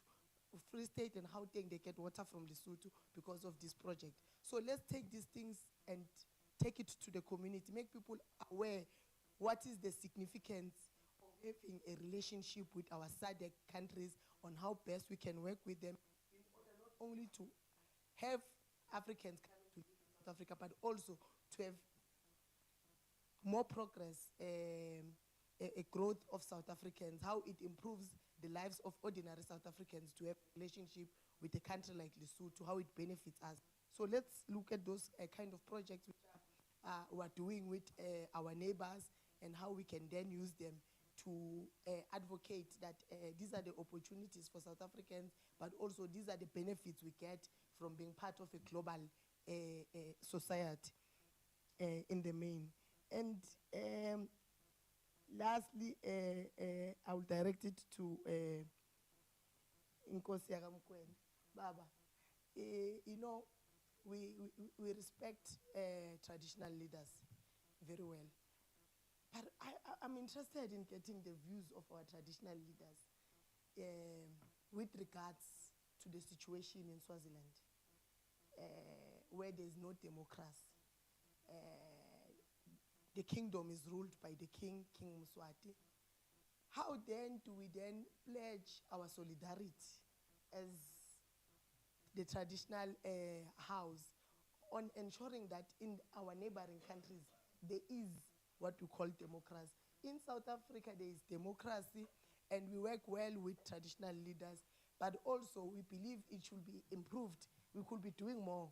In fact, the province of KwaZulu-Natal ought to really be appreciated on what they do as a province, because you will know that when they open the legislature, the first person to give the speech is the king.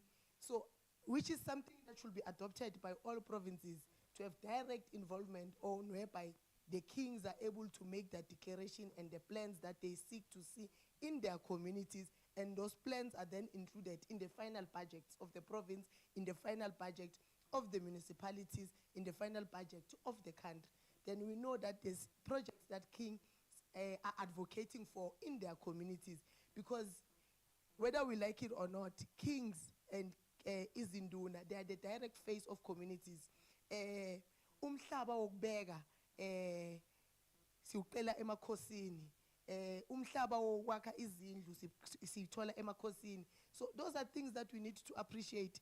In fact, if you go to the villages, umhlaba wokubeka umuntu okufihla umuntu, it's for free. But if you come to the cities, we have to buy. You know, they don't care. We are buying a piece of land just for burial in the cities and in the metros. But in the villages, we don't get to buy. We get given that portion of land for free by the kings and izinduna, which is something that should be celebrated and should be advocated for all. We must really appreciate the stance that our traditional leaders took, that we will never charge our people for a portion of land to bury their loved ones. Of which is government on the other side in the cities is failing to appreciate the fact that, you know, you can't be demanding money from people who have lost a loved one, who are in mourning. You are demanding money. If the money is not brought to the table, then now you are forcing the family to bury their loved one through indigent burial if they only want access to get the free land. So those are issues that we must really sibonge kakhulu emakhosini for what you do, and also for making the life of our people secure on the issues of permission to occupy. Now, as black people, we need to have a strong relationship with our land, Chair. Through, you know, when you give us title deeds, you see, we have seen within the townships, go to Socio-economic, our people get an RTP house, and because of circumstances, because they are looking for leverage to do something, end up selling that RTP house when they have nowhere else to go. But when you go to the villages, they are not able to sell the land because they don't have a title deed. They have a permission to occupy. That land is held by Opkosi. And Chair, the issue of traditional leaders, they are already part of government in the villages. So we need to just escalate it to be at the national level. Because if you go to traditional Ama machines, the former machines in the villages, you find that the whole land in that area is owned by a specific king. Now where I was born in Trikopis, that land there is owned by Inkosi Yakashongwe. So you go to the traditional house to ask for a portion of the land, then it gets to be allocated to you and your family. You live there peacefully. You can't even sell the house. In fact, even if the bank, I owe the bank for anything, I can't pay them back. They can't come and attach that house because it's not it's not attachable, of which is a very good thing. It's very good that you can just walk away. We always encourage people, go to the villages, build their house there for rainy days. If you only going to think you're going to live in the city forever, when things go wrong, you know you can go to the house that nobody can attach in the villages, which is something that we need to look at on how best do we get land to be owned in similar fashion in the whole of South Africa so that we protect our people. It's very sad sometimes you find that a family has paid for a bond for 18 years and then they lose a job, they get to be kicked out after you've wasted your money for 18 years, and the bank is not even being honest with you that you have actually paid them the capital that they use for the house. If the house was $1 million in a period of 18 years, we've already paid it back.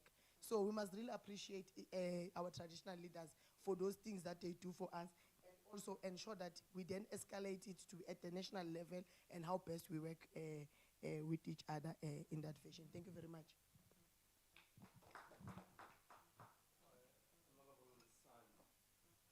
Thank you,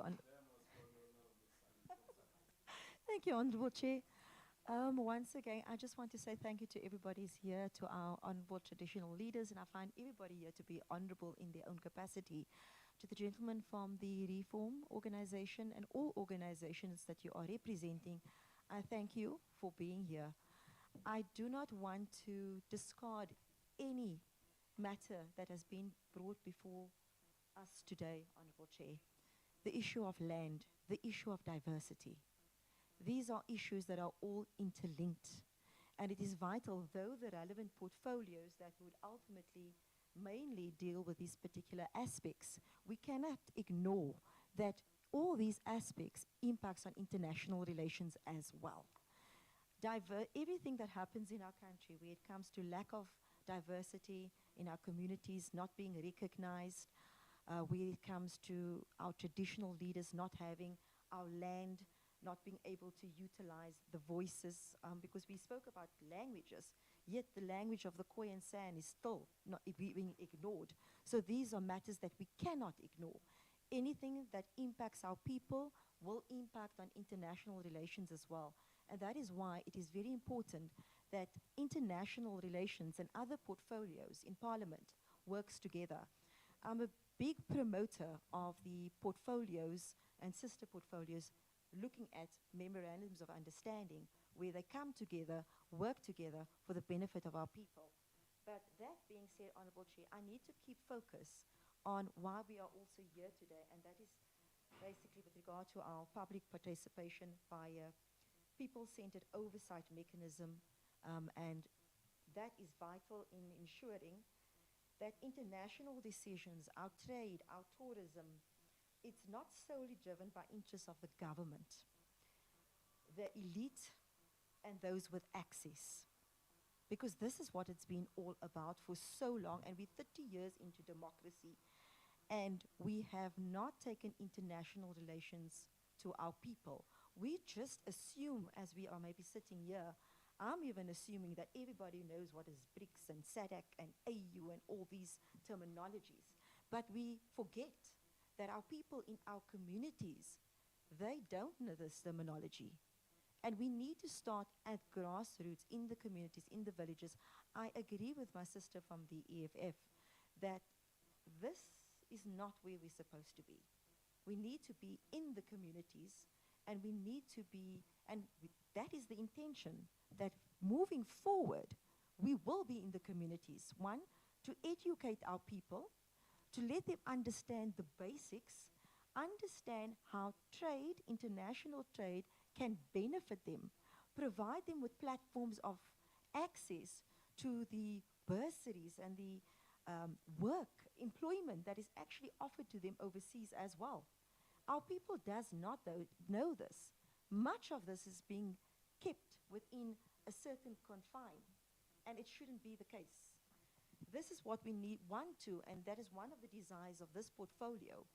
And it is progressive. You know, it might take a long time, and there might be yes, there will be budget implications.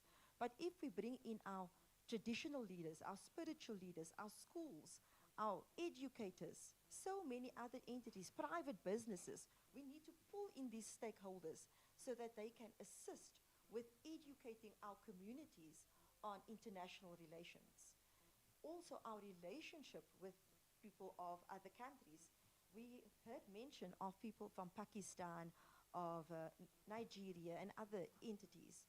But South Africa is growing with more people moving to South Africa. And that too is already having a rippling effect, which is an unspoken talk that's not happening here. We have people from Israel living in South Africa. We have people from Palestine living in South Africa. Nobody's talking about these dynamics. Yet, in areas like Western Cape, it's already playing out because of the geopolitical world. And we cannot ignore the fact that the geopolitical world and what is happening internationally has a rippling effect on all of us. How are we, as we're sitting here, and how are our communities, etc., going to be working around these particular aspects?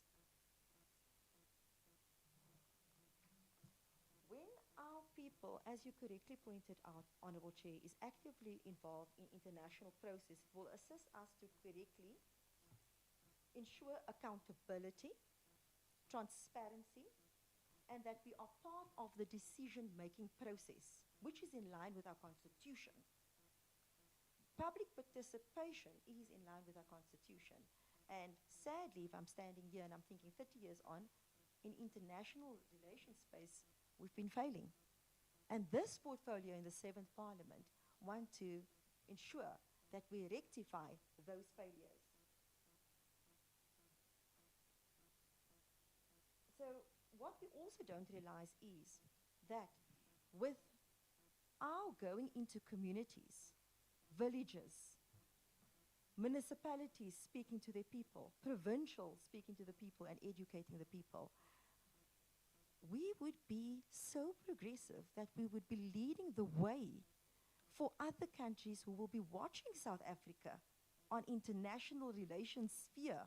And this is what hasn't triggered us, because I've looked internationally to see, yes, within their countries, they've got this fantastic, China has a fantastic public participation process.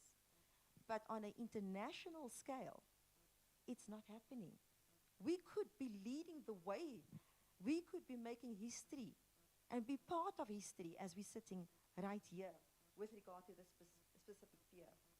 So once again, I just want to iterate that we need to physically be present in villages. We need to educate our people. We need to educate our people in squatter camps, in schools. There is so many young people who can benefit from this education, and many a person can benefit from being educated on how to trade with international partners and how to have access.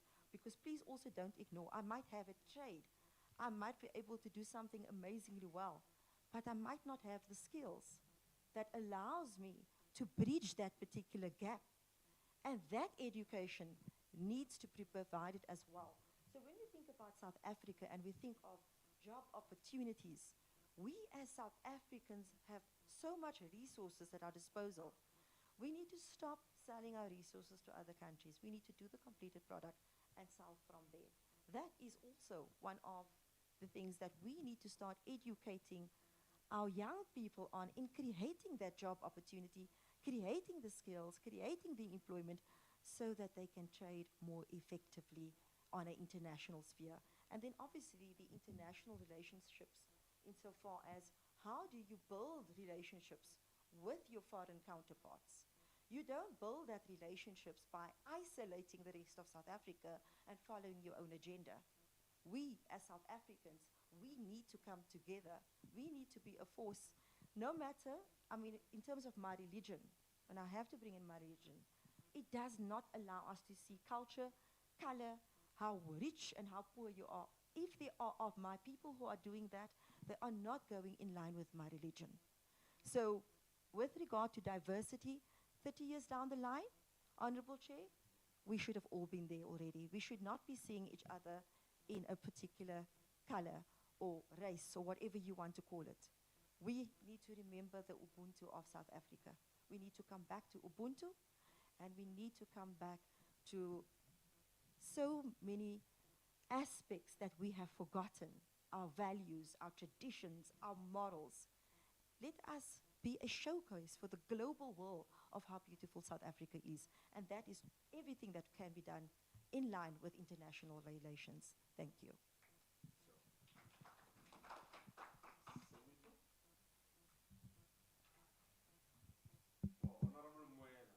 I'm so used to calling you Semito.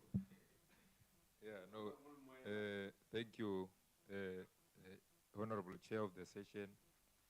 Greetings to the President of Contralesa, Ntate Kgoshi Mokoena, Ngosi, and the representative of the provincial legislature, represented by the Chief Whip here of the majority party, representative of the Restoration Movement, represented by the President, representative of the Federation,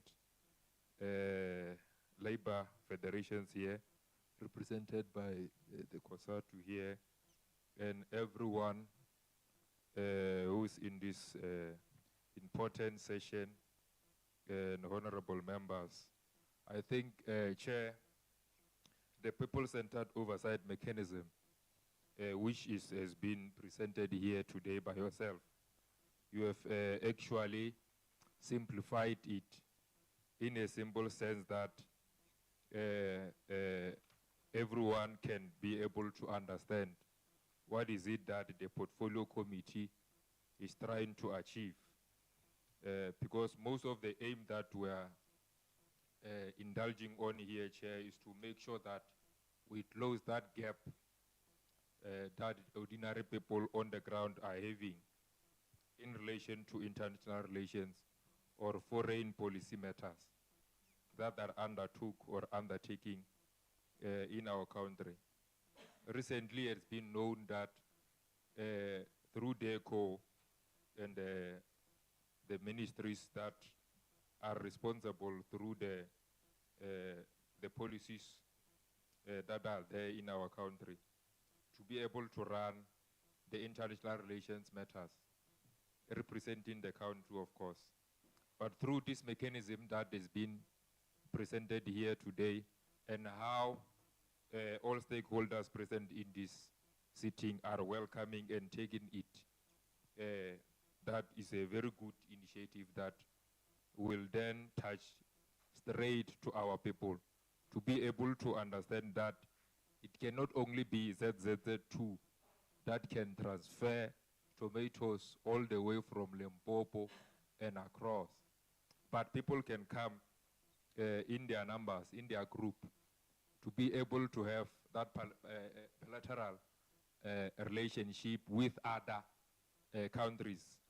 It is possible through this mechanism, because we'll be able to have these forums, international relations people's forums, that will be implemented as we have cascaded it, Chair, from the provincial level up until the last ward in all committees close to our people, where all this are happening. I can attest, Chair, and agree with you that our people are actually living international relations, because we've got all diverse of the people who are represented in our society, deep in our rural areas. If we can be able to educate them on how these particular matters are being involved, they can maybe even bring some of the solutions that we are having as a country, because they are the ones who are day-to-day living with the people from other countries. I think it is very much important to take this particular mechanism to our people with the aim to improve their understanding with regard to international relations matters. It is not only the issue of land reforms or a portfolio committee of land which can speak of the issue of land that has been discussed here today in length. I think in as much as there is a discussion internationally with regard to the land in South Africa, it qualifies this particular discussion to be in our discussion as international relations, because it involves the people of this country. So I think it is very much important to hear exactly what are the people saying on the ground in relation to all these foreign international relations matters. So I just want to reaffirm that you have, the portfolio committee has bringing something that it's new, that has never been done before with regard to international relations.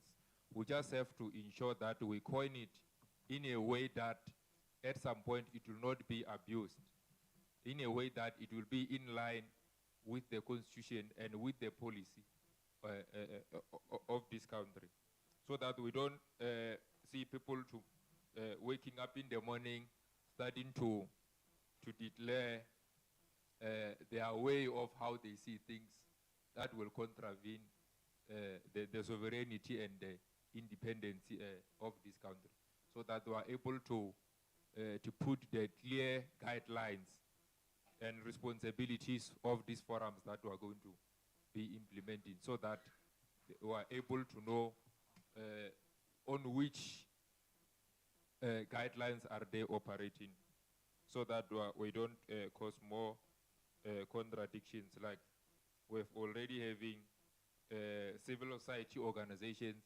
speaking their views, which at some point contradicts the view of government, as you have coined it here as a non-president representatives or non-state actors, which will hence then put their views. I think the mechanism will be directly monitored and reporting directly to the portfolio committee, so that we are able to give it a direction and then put the voice of the people, so that the people can be able to voice it directly. And public participation, Chair, as one of the critical pillars of Parliament, we have got many avenues that we are using, like the constituency office, constituency work that we are doing as a public representative. But it's not much, as we have alluded here. This particular mechanism will then close that gap and then simplify the issue of international relations to be able to be known by the ordinary people, and also assist them in terms of understanding the trade with other countries and many other economic aspects which can assist them to be able to develop and have their own understanding with regard to this particular mechanism. So I think in this way, Chair, I'm saying the mechanism will play a pivotal role in our community and ensure that they are all empowered through this particular mechanism. Thank you very much. Thank you.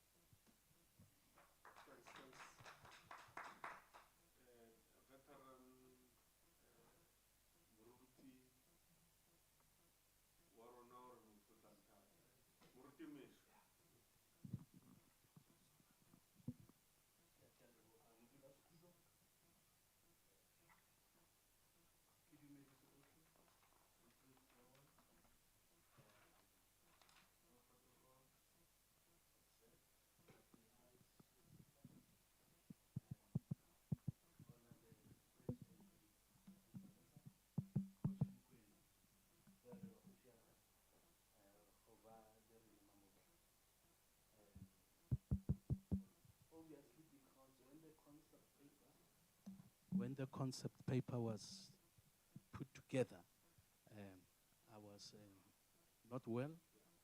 The chairperson is aware of what was happening. And so please allow me to raise some questions that maybe should be included if some of the issues I am going to ask have not been considered. But maybe before I do that, I must thank you for introducing the fourth arm of government. One of the things that was a worry and a concern to us when we saw the Constitution and how it was finalized was to see that the voice of traditional leaders is going to be lost or silenced. We grew up in communities that were highly influenced by traditional leaders. And I think if they retained the voice they had and the influence they had, would not be having so much disorder in society, where law in many cases is not taken seriously. We lost discipline, the culture of discipline, the culture of respect that was pivotal in holding communities together. So, Ntate Mokoena, we hope that your being brought into the system now is going to assist with these challenging issues that you, as traditional leaders, I believe, can solve for us in South Africa. Unfortunately, there were those who thought that if you have rights, if you encourage the culture of human rights, it means you have the right to do anything, anytime, whenever you want, without considering anybody. So the traditional leaders are very good when it comes to that, because we grew up seeing and knowing what they were teaching and expecting from communities. My first question, sir, obviously I'm going to direct them to you because you are the presenter today, and I'm not sure whether you are going to take them forward or some of those you are able to answer, you will answer them today, is what kind of budget will be put together for these community forums? Because if there is no budget, they are not going to happen. And how will that compare to local government? And the other one is a relationship between community forums and political parties. It was interesting to hear you say, sir, that they should have the right, as they can put together in office, but also to recall. When it comes to working with political parties and you have a non-performing member of parliament who is representing the political party, who is in parliament because of their PR system, how will the community forums deal with such a challenge without offending and causing problems with political parties that put that person there? And how will these community forums fit into the proportional representation system that is dominant in South Africa today? Obviously, with the last elections, we are slowly trying to bring in constituency-based system, but it will take some time, particularly because of the PR system that is in charge of parliament, or that's been used by parliament today. But one of the wonderful things that is coming out of what you said, sir, is that people will realize that international relations is not just a department for the elite. It's not just a department for people with influence because of their money and so on, but only ordinary people at the grassroots are also going to be considered. I think this is one of the best things that on behalf of the ACDP will applaud, that international relations will not only be driven by the input from the elite, but ordinary people who have been supporting political parties from the villages. We spoke about the villages for many years, okay? And who obviously without them we cannot succeed as a country. But the fact that now they are going to be part and parcel, people are going to know that even though I'm in a village somewhere, I have the right to say something, even in this important Committee of International Relations. So thank you very much, sir, for what you're doing, and I appreciate all the members that have contributed in that paper. Thank you so much, sir.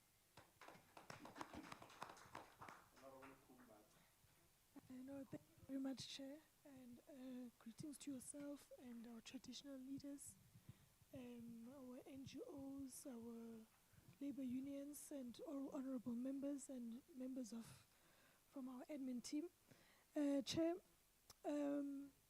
mine is not to sound like a broken record, because I think most of the points have been highly emphasized throughout the session. But mine is just to sincerely welcome these sentiments of the importance of the people-centered approach to foreign policy and international relations through oversight. You know, foreign policy and global developments are not abstract concepts. They have tangible effects on the ground, and they shape not only economies but livelihoods and our communities in various ways. You know, for too long, international relations has been confined in the realms of elite academia, not even academia, the elite academia and, you know, policymakers. And it has been very disconnected from people it impacts most, We have seen how some developments in the global arena in the past affected livelihoods and the cost of living in South Africa, contributing to poverty, which we are trying to tackle every day as leaders of this society. So, but mine is just to say we need to continually and consistently advocate for democratizing this discourse, and simplifying it, the only way we can do this is just simplifying it and ensure that international relations is brought to the people, and that the foreign policy decisions which are made are transparent and are inclusive, and we need to ensure that our communities have a deep understanding of the consequences. Usually you go to a community now and explain this to them, then they'll cry about the cost of living, but the cost of living comes emanates from the global, not even our foreign policy, but the global trends in our society. So we need to ensure that a truly effective and just international engagement must be guided by the voice and aspirations of the people it serves. And lastly, Chair, I said I would be very short. Our policy stance will have a role to play in forming the trajectory of our nation and also affect the realities of everyone, regardless of where they are in this country. So we must ensure that international relations go to the people, but important, from a legislative point of view and from a governance view. So if we can get that willingness rolling, I think we can be able to combat all of these sentiments which have been shared today, such as, even the opportunities and trade matters and illegal immigrants, etc. All these issues can be tackled and combated through this approach. Thanks, Chair. Thank you very much, honorable members and those who have raised issues. Honorable Miss, I had some discussion with the former speaker. And I said to the speaker that we are completing 30 years of our democracy. People who started in 1994 are not even more than 5 in parliament.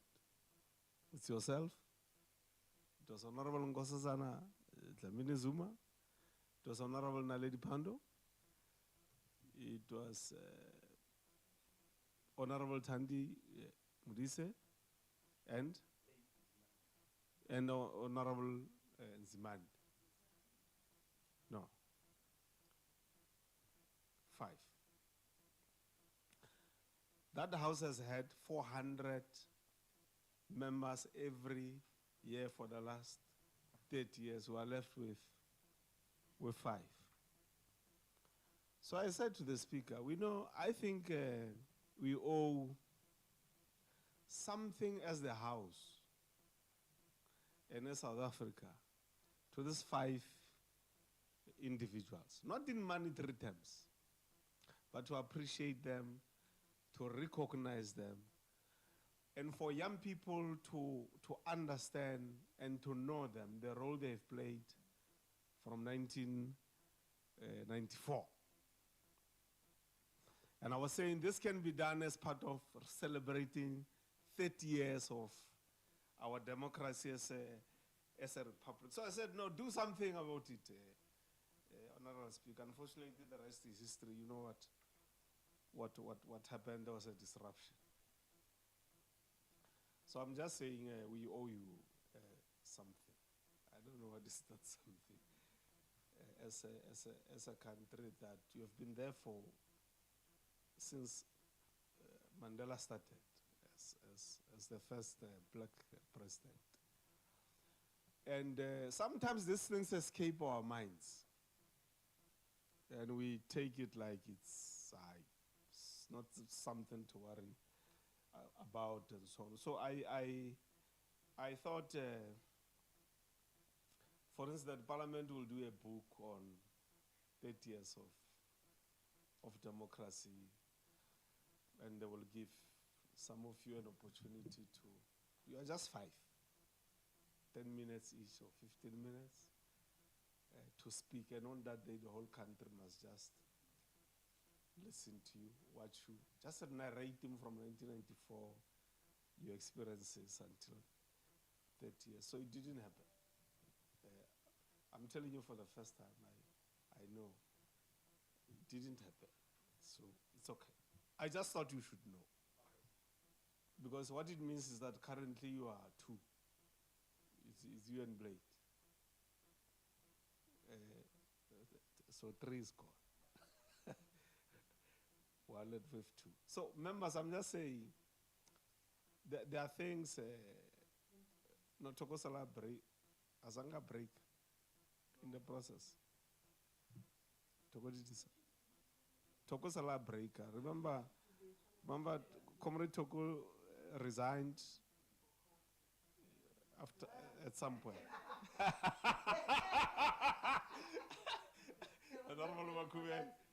It's history, it evolves, you know. Exactly. But I hope, I hope I can prevail on the speaker for that to happen at some point. So I'm just whispering aloud. Because this journey is once in our lifetime. So I hope we can do that. So I'm happy that you can still come with us. I mean, look at Kumbaka.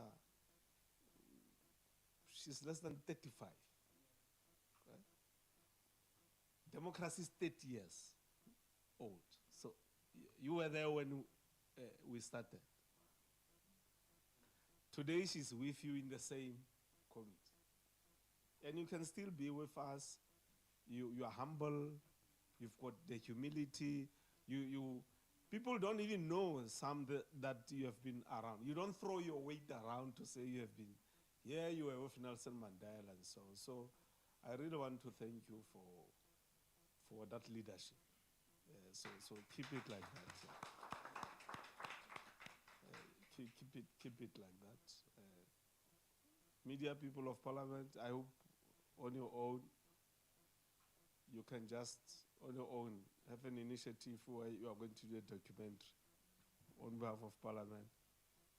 You simply have to sit down with them and interview them, right? And do a documentary.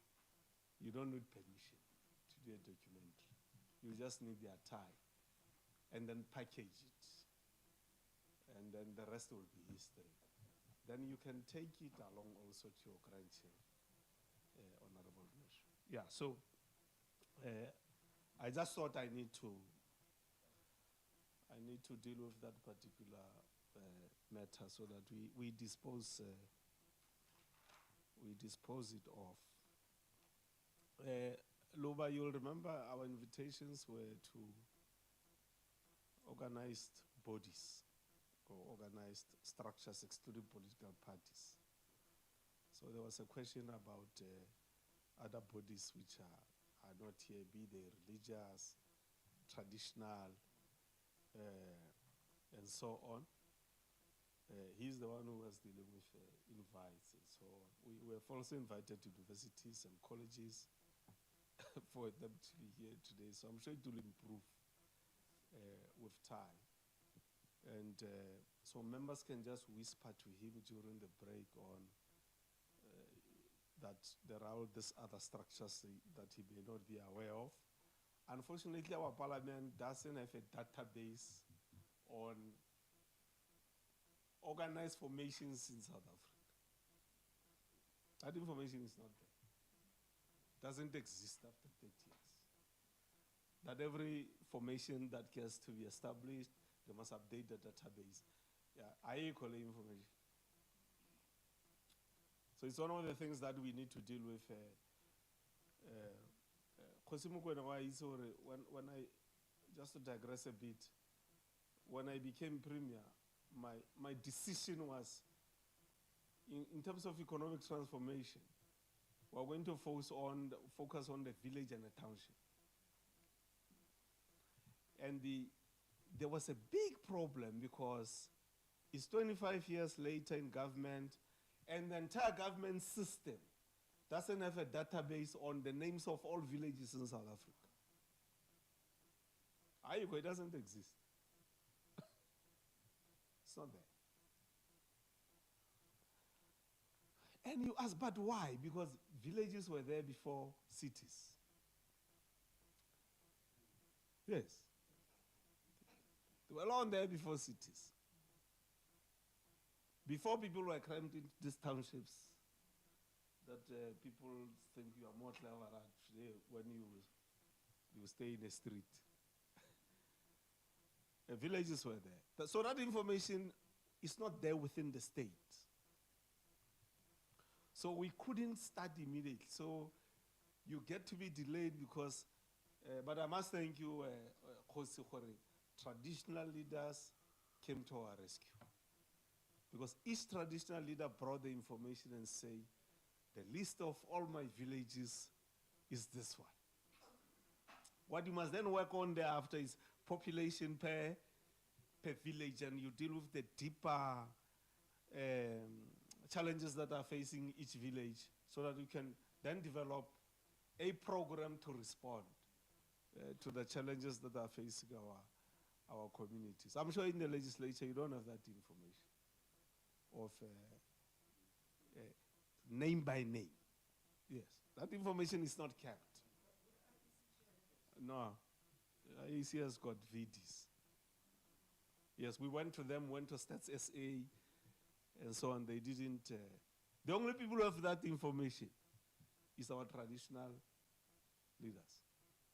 So and they can give you the history of each one of the villages to say who was the chief here, what are the clans, and so on. Unfortunately, we were not there. So from a planning perspective, it became a bit difficult. So I'm just saying, Dwawalo, we understand why you may have left out some of the organized formations, because Parliament doesn't have the information, and maybe we'll help them updating of that information as the portfolio committee. Honorable Meshwe, those things that I was saying are not part of this people-centered approach mechanisms, like the paper I'm working on.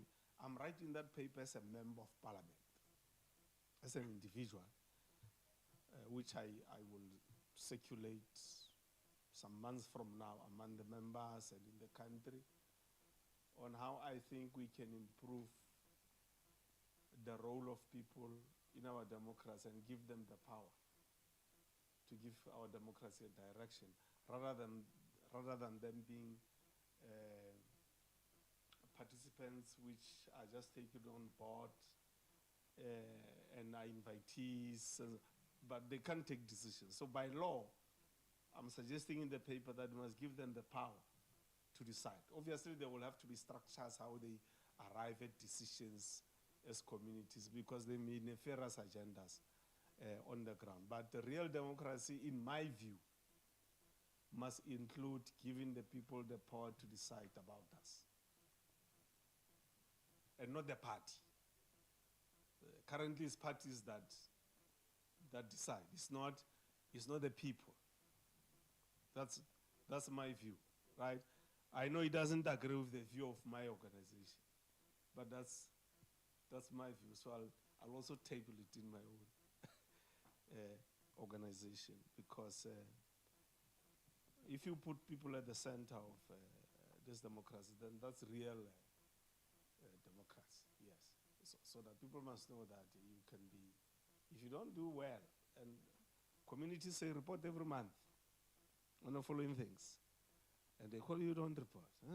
You don't report. Second time, third time, you don't report. They must have the power to replace you. That's why in the paper it's suggesting that names must not come from parties. Names must come from people, because if names come from parties, then it's the parties that must decide. It means we must fiddle with the PR system in future. But those are Supra's views. I call them Supranomics views. They are not official, so they are not here. I'm just sharing my own personal views, which include the issue of the land. For instance, my view is that investors, wherever they are in the world, one of the uncertainties wherever they are sitting about South Africa is the issue of the land. It's the issue of land, right? Now the question is, why is South Africa not moving a bit more aggressive to settle that matter, so that if you are an investor, you know exactly where South Africa stands on the issue of the land. It's still hanging now. And there's nobody who can stop black people from saying they want back their land. There's nobody. That person is not born, doesn't exist, will never be born. They can come up with all the tricks to delay this question, this central question of the land and so on. But ultimately, we don't know how future generations will deal with the matter. So I'm suggesting that if I'm an investor in Honolulu and I want to go and invest in South Africa, I should be very certain that the issue of the land and my investment when I come there is sorted out, because there's been a referendum. Agri parties were unable to agree in Parliament on the land issue. So the only matter the only tool that can help us is the people. So if I was a president of this country, I'll call for a referendum. It's done. People go and vote. There's an outcome. You can't take it to court. It's done. It's closed. Then from there you talk development. So if you are an investor, you know the matter of the land is sorted. It's resolved. When you come in, you're just dealing with development. It's no longer ownership and all those things. It's sorted. It's an egg that we must break to get an omelette. We have to break it. The people. Yes, that's why I was suggesting to Khosimukwena the organized formation of traditional leaders in South Africa, because we don't agree in Parliament, can push for referendum to be held. Is there in the Constitution, Khosimukwena? You can do it as traditional leaders, and you get researchers in universities who can help you out to do it properly. And as Parliament, we've got no option but to make sure that it happens. Traditional leaders can do that. All of you throughout the country, each one of them can say, we're pushing for the referendum until it's agreed for it. There's a referendum on the issue of the land. Then it's closed. Then there's no quibbling among political parties about the issue of the land. It's closed. We vote, done. The results are out. It's a democratic process. Even Trump will know that it's not just about AfriForum now. The people of South Africa have decided on the land and have no say. He would know that. But that's my opinion. It's not the view of the ANC. It's not the view of the committee. It's Supra's opinion. And I will be, so I'm sure I will celebrate for the whole week when we can reach that stage where there will be a referendum on the issue of the land and the results are out and the people get back their land through their own decision, not some elected representatives. Because you are not going to resolve the issue of the land easily in South Africa. It's not easy. Our colonizers, their economy is intrinsically linked, is intertwined with the issue of the land, the control of the economy. So they will not let go because they've made so many billions and trillions of rands through the issue of the land here. So I wish one day we can reach that stage. At some point, if I can hear that traditional leaders are standing up now, they want a referendum, they have appointed a team of experts, researchers who are working on them refining the idea of a referendum, and some of us will stand up individually and support it because it is the right thing to do.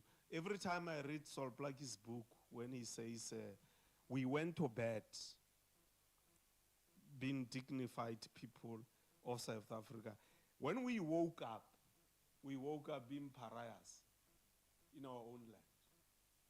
Go to bed, you are the owner of the land, you wake up the next day, the land is gone in 1930. And I hope our white compatriots can understand that we must do it together. We need to cross that bridge together to build non-racialism. Now, you will not be able to achieve that non-racial South Africa if we don't together agree that that thing has to happen to deal with the injustice. That's my view. And then everybody will be happy in South Africa. Then there'll be a regime that says if you want the land, this is how you get it, and for investment, for residential, for recreation, for this and that.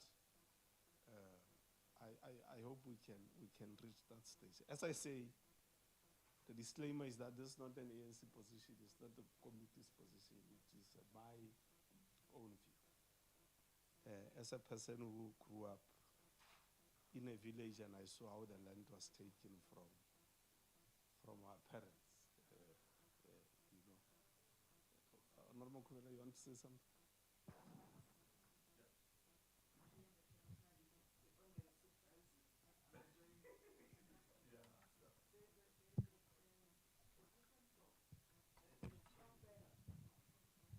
There's a thought that say all of us, we are children of a particular chief somewhere. And if you do a referendum, it means Colleen is going to be voting. But chiefs, they want to be able to decide for their children. And it happens also in the Middle East, or other countries that are ruled by chief, where they inherently believe that the chief traditional leaders, in that case, must decide the fate of the country. And they're very progressive. You go to Dubai, you go to Qatar, etc. Because people are easily influenced, there can be mob influence, many other things can happen. You know how you go and vote, you can be influenced by anything. Seated here, we can vote differently.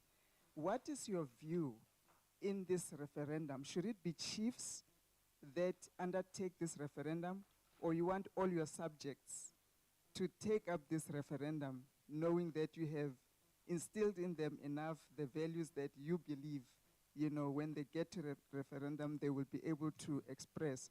And just to note that, I know that even when we campaign, we come to chief to say, hey, we're high Ketlalifa village. We come back, there's no village. Same as the churches, they say, I know, come to our church, we'll give you the people. Because the people have their own will and needs and desires that they may not express. So what is the surprising theology? Yeah, I don't think Kosimugwana must answer that because it comes from me. So I will circulate that paper.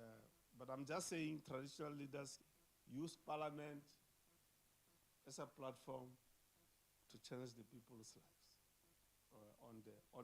And forget a little bit that there must be executive led by the president, which must do the following things, right? So, Honorable Smith is right. There's a law on BEE. And he's saying we have reached a stage where maybe there must be a conversation whether we must amend the law or not. So it's up to the people to decide whether they think we must jettison or abandon BEE. So I will not dwell much into that particular matter, but he's right that any matter is discussable. It can be tabled through Parliament. Honorable Smith can make a private member's bill, or any member of society can suggest to the committee and say, we think this matter needs to be rediscussed as part of 30 years of democracy. Let's view where we come from. Must we still maintain it the way it has been, or must we amend it, or we must completely leave out BEE? My own view is on economy, not on BEE, is that if we had established on the ground constitutionally recognized and policy-wise structures that deal with local economies, and you use the Finance and Fiscal Commission and Treasury to allocate resources, budget based on what the people will have said there on the ground and how they want to change their own situation. You will have had a much broader empowerment of people than what is currently, what has occurred over time. Because what then happened was that big corporations were doing selection. I'm taking Ntate Mokoena because he has got influence, we're giving him 50.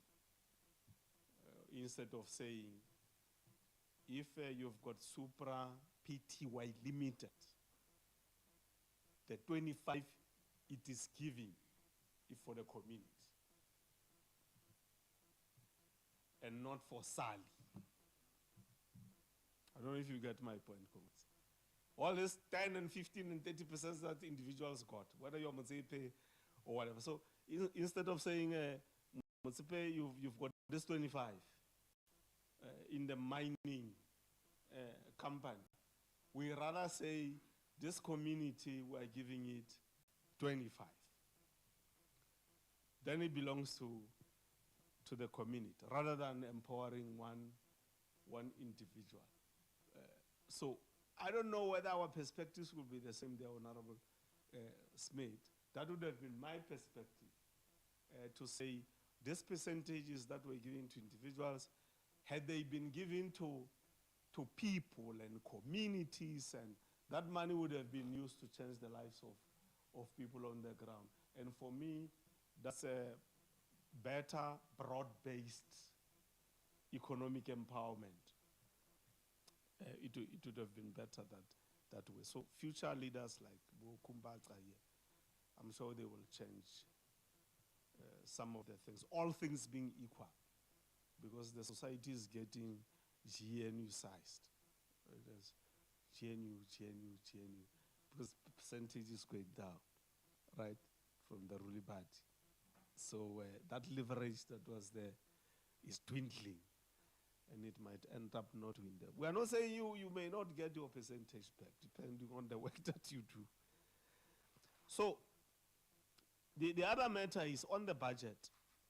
The phase one of this people-centered approach doesn't have the budget allocated. Yes. What the administration has said, and we have agreed with them, is that phase one, which is the launch phase, will include inviting organized structures and formations to introduce the concept to them so that there's buy-in into the concept. It also includes phase one, the fact that the seminars that we are going to hold, I'll make an example. Very soon there's going to be provincial seminars. So there'll be 9 seminars on the same day. Let's say it's this Thursday. We're discussing AGOA throughout the country. So each member here will take a province to say you are going to handle this province, but we will use virtual platform. So people will have been invited, maybe there are 500 or 1,000. The virtual platform will be run by Honorable Makubela, and we say it is Free State. So herself with experts that will be there who understand AGOA will then discuss on that particular day. Honorable Kumbaqa will be in the Eastern Cape, and so on, virtually. So we run 9 seminars on the same day. They started 10, all of them, they ended 1. all of them. The same with the districts. There are 53 districts in the country. We see you do the same. To say you are discussing EU economic opportunities and how South Africa is traded with the EU as a topic. So you'll have 53 on the same day, once in a month, done. And as we deal with phase one, there's a budget proposal that is being developed for presentation to the Speaker. That the Speaker, as this thing matures, because the Speaker will then decide, will maybe consider saying, let's increase and augment the budget for this committee. That will then enable us to call community meetings at that stage. Community meetings, you must transport people, you must feed people, there must be all those other costs which are related to convening those. But for now, we'll use technology only. So we'll not call people physically. We'll use technology to link up. Sometimes a presentation will be done in Western Cape by an ambassador in Germany. So we will join using virtual platform, and the ambassador will be making the presentation, and people can interact with the ambassador from Germany. The last stage, which is the most critical one, there are 4,468 wards in South Africa. So our hope is that when we reach the last phase, which is phase 3, in 2027, each ward committee will have one person dedicated to IR matters in a ward committee. So that person will be responsible for the ward on IR matters under the auspices of the Speaker, because the Speaker is responsible for public participation. So we'll be working with the Speaker and working with that person who is in the ward committee, because the ward committees are elected. So we'll just request them to say, assign one person to be responsible for. So what it means is that if you are to hold monthly seminars at that stage, Honorable Sali, it will be 4,468 oversight sessions held by our committee in one day, seamless. We'll start by using technology. And the views that come from those will be immediately deposited into Parliament. And immediately will feed back to those people. They will then convene a feedback session on the ground to give people the feedback. And at that time, then the people will be in charge of the processes of IR. At that time, people will be able to drive investments through what will be happening on the ground, and them knowing how to liaise with missions and embassies of South Africa, including in Pretoria there. There's ambassadors who come from other countries. Let's say there's a water problem in Khalishiwi. There's nothing that stops from an IR perspective to talk to the ambassador about the problem of water in an area, and the ambassador working with us through IR to get investments from another country that can just come and resolve the water problem through boreholes. And they say, we're building this relationship with South Africa as a country through our ambassador. There are these 5 companies that are going to come together, and they are going to do boreholes in 1 month. Done, people have got the water. So you don't have to wait for Honorable Kodongwa, the Minister of Finance, and that other financial year. Money will come. By the time you reach the 5th year, there's degradation of infrastructure because there's no maintenance. So as you move forward, you provide people water, but as we move forward, other people can't have water because there's no maintenance and so on. so that Honorable Godongwana can just take care of maintenance. Because we would have wooed investors to come and resolve the problem with our people on the ground. So I just hope we can reach that stage as a society.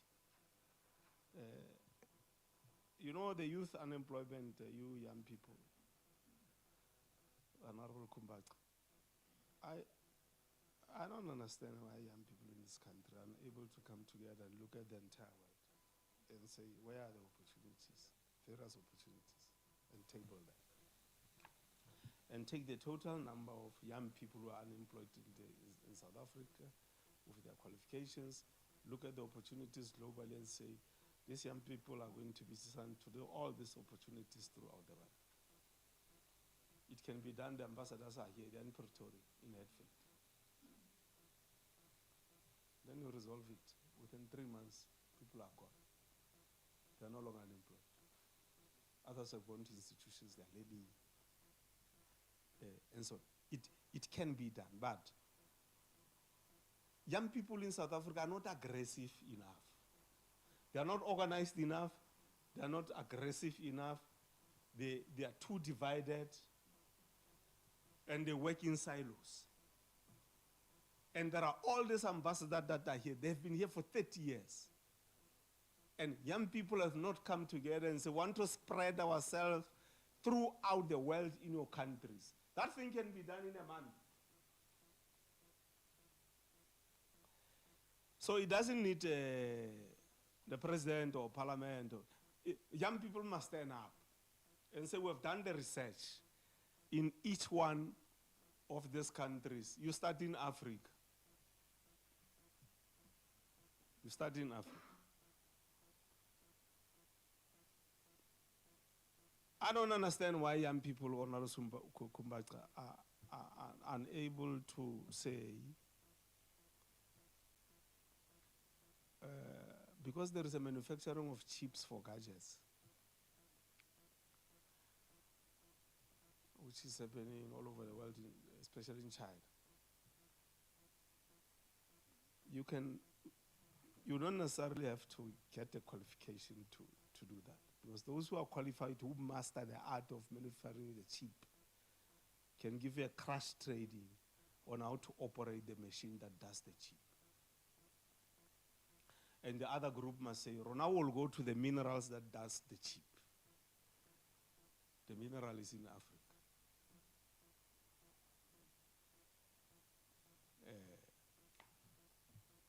And they must push the private sector by force to accommodate them, those that are dealing with it. Unfortunately,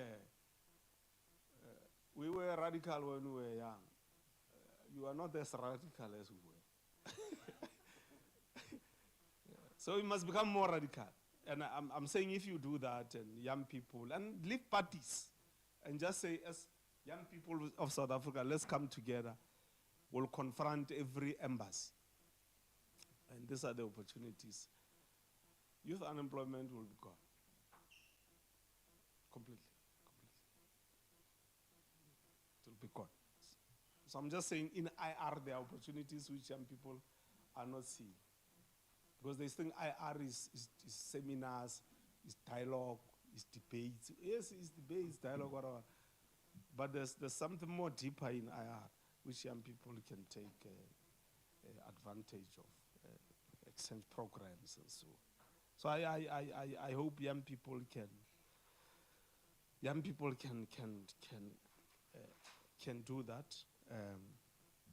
There are problems in the DRC. You don't hear young people in Africa saying we are going to the DRC to meet young people in the DRC as youth. And we are going to say to less elders, you can't expose young people to so these dangerous situations where they are killing one another. They don't know why they are killing. People who are fighting there is youth, right? Soldiers. But young people are not standing up and saying, we are going to leave the military. We're going to stop this thing as young people in Africa. And we hear that, no, they are descending on the DRC there. and telling the leaders there that you stop this thing, you are wasting our time. Let's focus on the minerals. Because DRC has got about 47% of the most strategic minerals you need for clean energy. So somebody's delaying is causing commotion there deliberately. So that you cannot have the time to think about this 47% of strategic minerals which we need for clean energy. So I hope you can be more aggressive, you young people. I hope you can do that.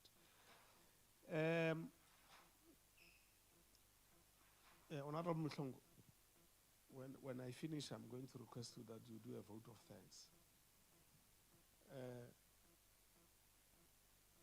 I agree, Chief Whip. We need to do the things that you were emphasizing. They are very, very important for us to do that.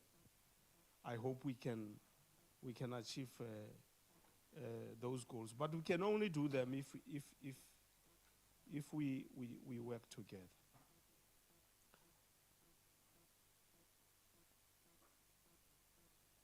Honorable members, I want to thank you for each one of you for what you have said, and so on. The process will improve as we move. It will mature as we move on. But we have started the revolution with this process. It's a revolution that people will realize later, to empower the masses. When the masses have knowledge, you can't fool them. Yes, so we must just give the masses information, give them knowledge, and the masses will then provide direction.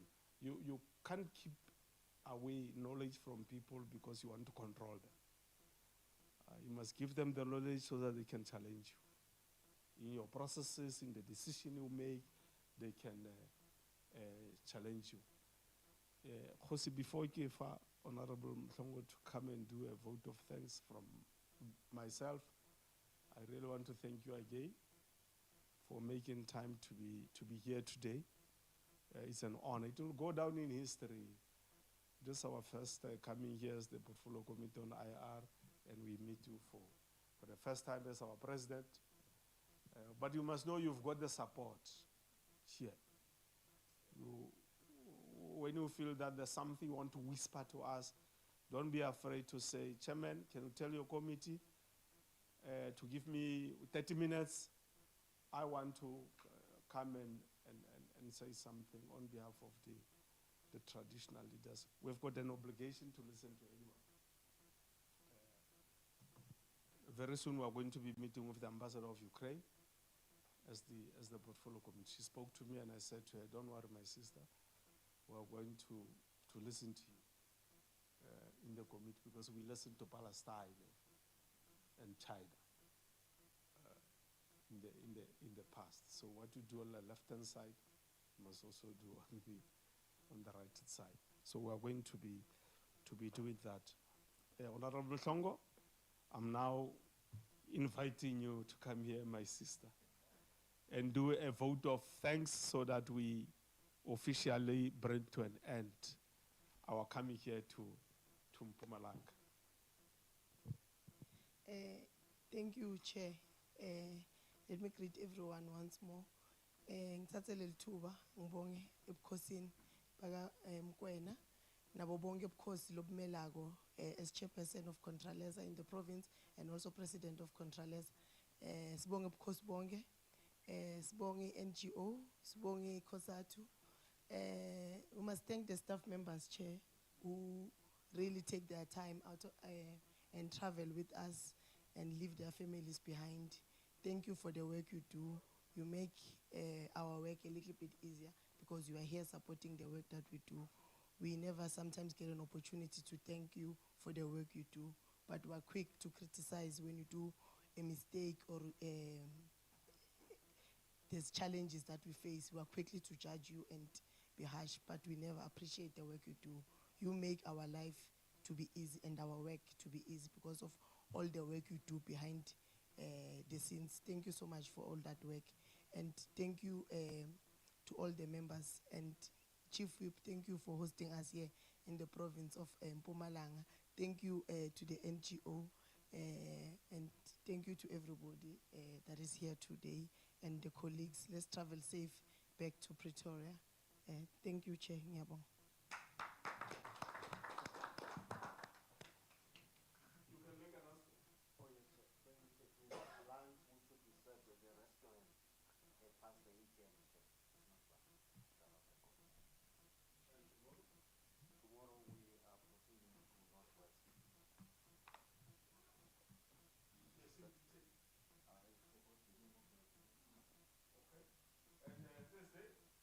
Thursday we are at City Hotel, where we also start at 10. Okay. And then thereafter, the committee will proceed for oversight. Yes, sir. I have a draft program